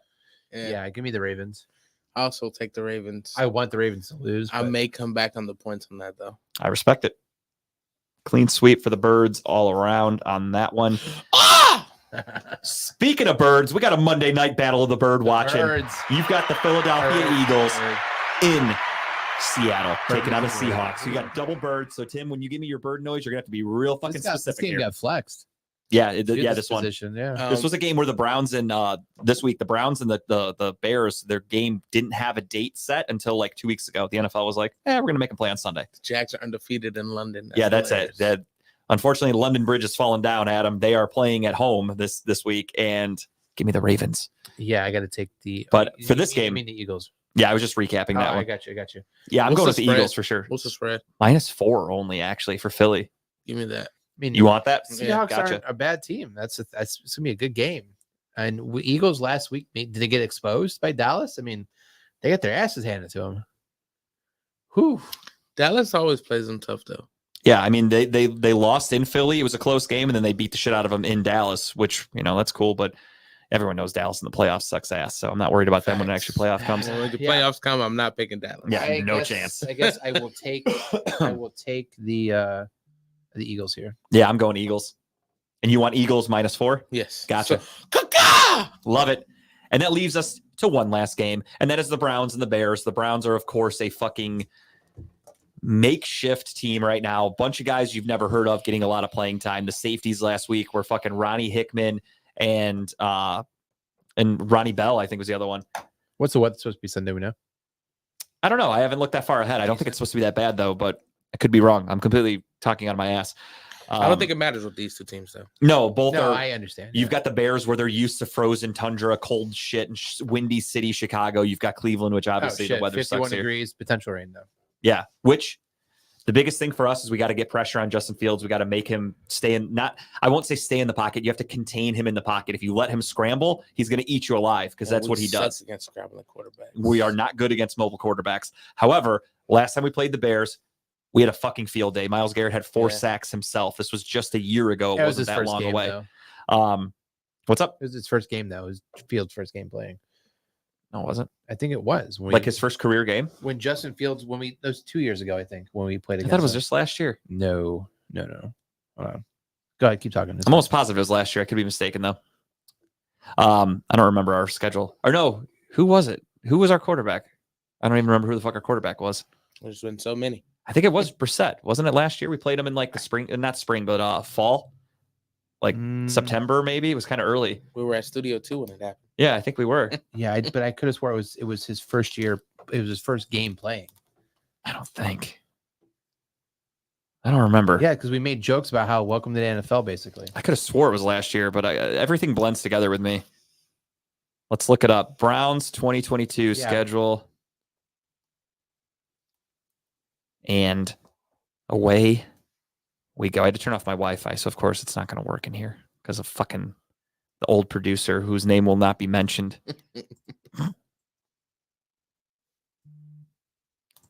Let's take a look. All right, we lost to the Steelers. That's this year. Fucking stupid Google. I don't want this year, you motherfuckers. Oh, we played them in the preseason last year. That's what I'm thinking of. Then we did play them last year, but it was the preseason. Okay, yeah, Kyle was right for once. Look at that. He got it. He didn't listen to Justin. That's what you get. I thought it was last year. It all blends fucking together. I don't even know. Yeah, maybe Baker was our quarterback that game. I think it was Baker's last year. I try to forget that. I put it all out of my memory. I will let. What's the date? The date is the. Yeah, mark it on your 13th calendars, of guys. December. I'm It's because I drank a chili mango buzzball. My He's memory off is a his little game, he's fuzzy. off his game. Yeah. Yeah. Anyways, Linebackers for sure. We have to contain Justin Fields. We have to contain DJ Moore. We really need Denzel Ward. we need JOK to step it up. JOK is essentially going to be put in the position that he's into as a rover, where he will follow the quarterback, and that's his main goal. And we have to make sure he does a good job and give him open lanes to get to Fields. Don't give Fields open lanes, because then we're fucked. I think at home, the Browns defense is next level. Even with all these injuries, I still think we're going to be able to cause a little bit of we're going to be able to create a little bit of havoc for the Bears. And as long as we have Myles Garrett, as long as we have Emerson, we have Newsome, we've got Ward hopefully coming back. Juan Thornhill wasn't put on IR, so there's a chance he might be able to play. Our linebackers are relatively healthy. Defensive line's a little banged up, but in the offseason, we added a lot of defensive linemen specifically for this depth. Yeah. On the offensive side, sure, we have offensive line injuries, but we've got Bill Callahan. We've got Kevin Stefanski, who's not afraid to throw in an extra offensive lineman as a fullback. The Bears are not very good on defense. They've got Montez Sweat. That's really the only guy you need to worry about on their defensive line. You've got a veteran in Joe Flacco. You've got a guy in Justin Fields who's being run out of town, whether he likes it or not. Give me the Browns at home. Sadly, I think he's going to be in the Steelers next year. I mean, he hasn't done enough to really scare me. So if he goes to the Steelers, I'm like, whatever. No, I think he's going to Atlanta. Atlanta's going to do anything they can. So yeah, no, I like just to mimic what you said though. I think obviously Flacco needs to be Flacco. Just open up the playbook, let him throw the ball when he gets. Njoku's his favorite target, right? I mean, As he should be. He's truthfully our best receiver on the team. Seems to be. So Amari far. Cooper's a phenomenal route runner, great hands, but in terms of athleticism, David Njoku is the best athlete on our offense. I'm glad David Bell got some touches last week. One or two First career touchdown. Yeah, exactly. Some touches. The other one, Tillman's starting to get a lot of catches his way too. He's starting to get down the field. Defense needs to be elite. Play again like he did. Do we know if Ward's playing or not? Any word on it yet? Not yet. I mean, he practiced all week last week, and then Friday they announced he's not playing because he was this close, but just wasn't fully. I assume he's going to be okay. So that makes me feel a little better here, especially trying to hold down those receivers. And DJ Moore, like you said, is a game changer. So yep. Give me the Browns. I think the Browns win probably by 2 touchdowns. I like it. This is tough for me because I am definitely worried. It shouldn't be. I'm definitely worried about all of our injuries. But yeah, it's hard. But I look at it as this is probably our easiest game that we've got remaining on the schedule. Yeah. Don't get me wrong, the Jets are garbage, but their defense is actually really good. Like they have the best secondary in football, arguably. So that game won't be an easy one. This one should be our easiest game of the year. We are 8-5. You almost need this win. The spread on this game is, I think, 3. Cleveland is -3. It's Vegas doesn't think it's going to be that big because again, so many injuries. We are the home team. We only lost one game at home this year. And that was against Baltimore with DTR first career start. So that one's kind of a fluke. I'm definitely going Browns. Let's do it. Game, spread's 3. Yeah. And that's your Browns picks for this week. Go Browns. Without further ado, it is time for everyone's favorite. Adam, segment. you weren't here for it. We broke the streak. He watched the game last week, Adam. Tim, behind our back, he watched the game. Didn't tell me. I felt bad about it the whole time, Adam, but now I feel great. But now you have a new tradition you have to kind of go with, though. You have to go get your hair done every Sunday. And I was thinking that too. I was like, whatever you did Sunday, whatever you wore, whatever you did, you have to repeat it this Sunday. I'll just go get a haircut. That's getting my hair I am done. a man of superstitions, so yeah, unfortunately you have to wear the same outfit. You have to go get your hair done. I don't even know what I was wearing. Fucking Christ. I think I saw you posted some pictures or something of it, right? You in the chair. There is, yeah. So we'll go back. There's video evidence. Thank God for proof. Oh. But we're going to start off here with just the tip, everybody's favorite segment. And of course, my main man, Timbuktu, is going to lead us off. And y'all already know what I'm coming with. I got a hunch. It's a comedy show. And it is tomorrow at the Promo Pit Stop. It's a show starts at 7:30. Headliner is Ulysses Dickerson. Shout out to Ulysses Comedy System. We're going to have Stephen Price, Travis Brown, and myself. And Nancy Abraham is featuring. So shout out to them. They have great food. It's a free show. The drinks are cheap. Like you can get a shot of Crown for $3.75. It's a nice bar. It's a good bar. Yeah, it's a really great spot. The food is actually really good. The staff is actually really nice. It's always a nice crowd. Every time I go there, I enjoy watching comedy there. So I know I'm gonna enjoy doing some comedy there. So please come out, have a good time. I'm also doing a show tomorrow. I mean, not tomorrow, but I am doing a show tomorrow. That's the one I'm talking about. But also there's one at the Exotic Cuisine. I'm doing a show on Friday night, and it's gonna have a lot of my comedic family there. So I'm gonna Fuck enjoy it. yeah. That's all I got. Go check it out. I am sweet. I think I'm going to be there tomorrow. I think I'm coming to see you. Do you Awesome. know any idea what time you're going on? I'm fairly early. Okay. You said it Yeah. starts at 7:30. Starts at 7:30. Okay. If I have to come in, it's standing room only. It is what it is. Yeah. So I'm probably going like 7:55, 8 o'clock. Okay. Hell yeah. That's Nice. right down the street. Right. Nice, Very convenient. Very convenient. All right, my tip of the week is a show that's currently on Netflix called Obliterated. I've seen this. I've seen like previews of it on Twitter and TikTok before I actually watched the show. But it's 8 episodes and it is a fucking fun watch. It's ridiculous. I'll just say this. It's a fucking ridiculous show. The basic premise of it is that each of them, and you can tell by the cover folder here, it's fucking crazy. The premise of the show is that they're all like elite, like Navy SEALs or undercover. They're doing a mission in Vegas where they have to basically seek out this guy who has a nuke, find the bomb, get him, and then they deactivate the bomb, right? So mission over, they fucking go party. They go party hard. They're doing drugs, Molly, cocaine. They're doing all kinds of different drugs, hallucinogens. There we go. Got it out. Third time's the charm. Exactly. But any drug you could possibly think of, they're doing it, right? They're drunk, everything. Then they get a call maybe 2 hours after they're all fucking partying from the director and says, hey, that bomb you found was a fake bomb. We have to go find the real bomb. And that's where the shit show starts. Everyone's Literally. everyone's basically seeing shit. They're drunk, they're hungover. I mean, they're just it's the entire series is them trying to maintain their cool through Vegas, trying to get to the new nuke. And it's a funny ass show. It's worth the watch. It's 8 episodes, 45 minutes long, but I watched it in 2 days because I just couldn't stop watching it. And there's some ridiculous things that happen in it. You're like, that's It's a Netflix show though. You have to watch it though. You will laugh. You have to watch it. I heard about this show recently and I added it to my list, so I plan on checking it out for sure.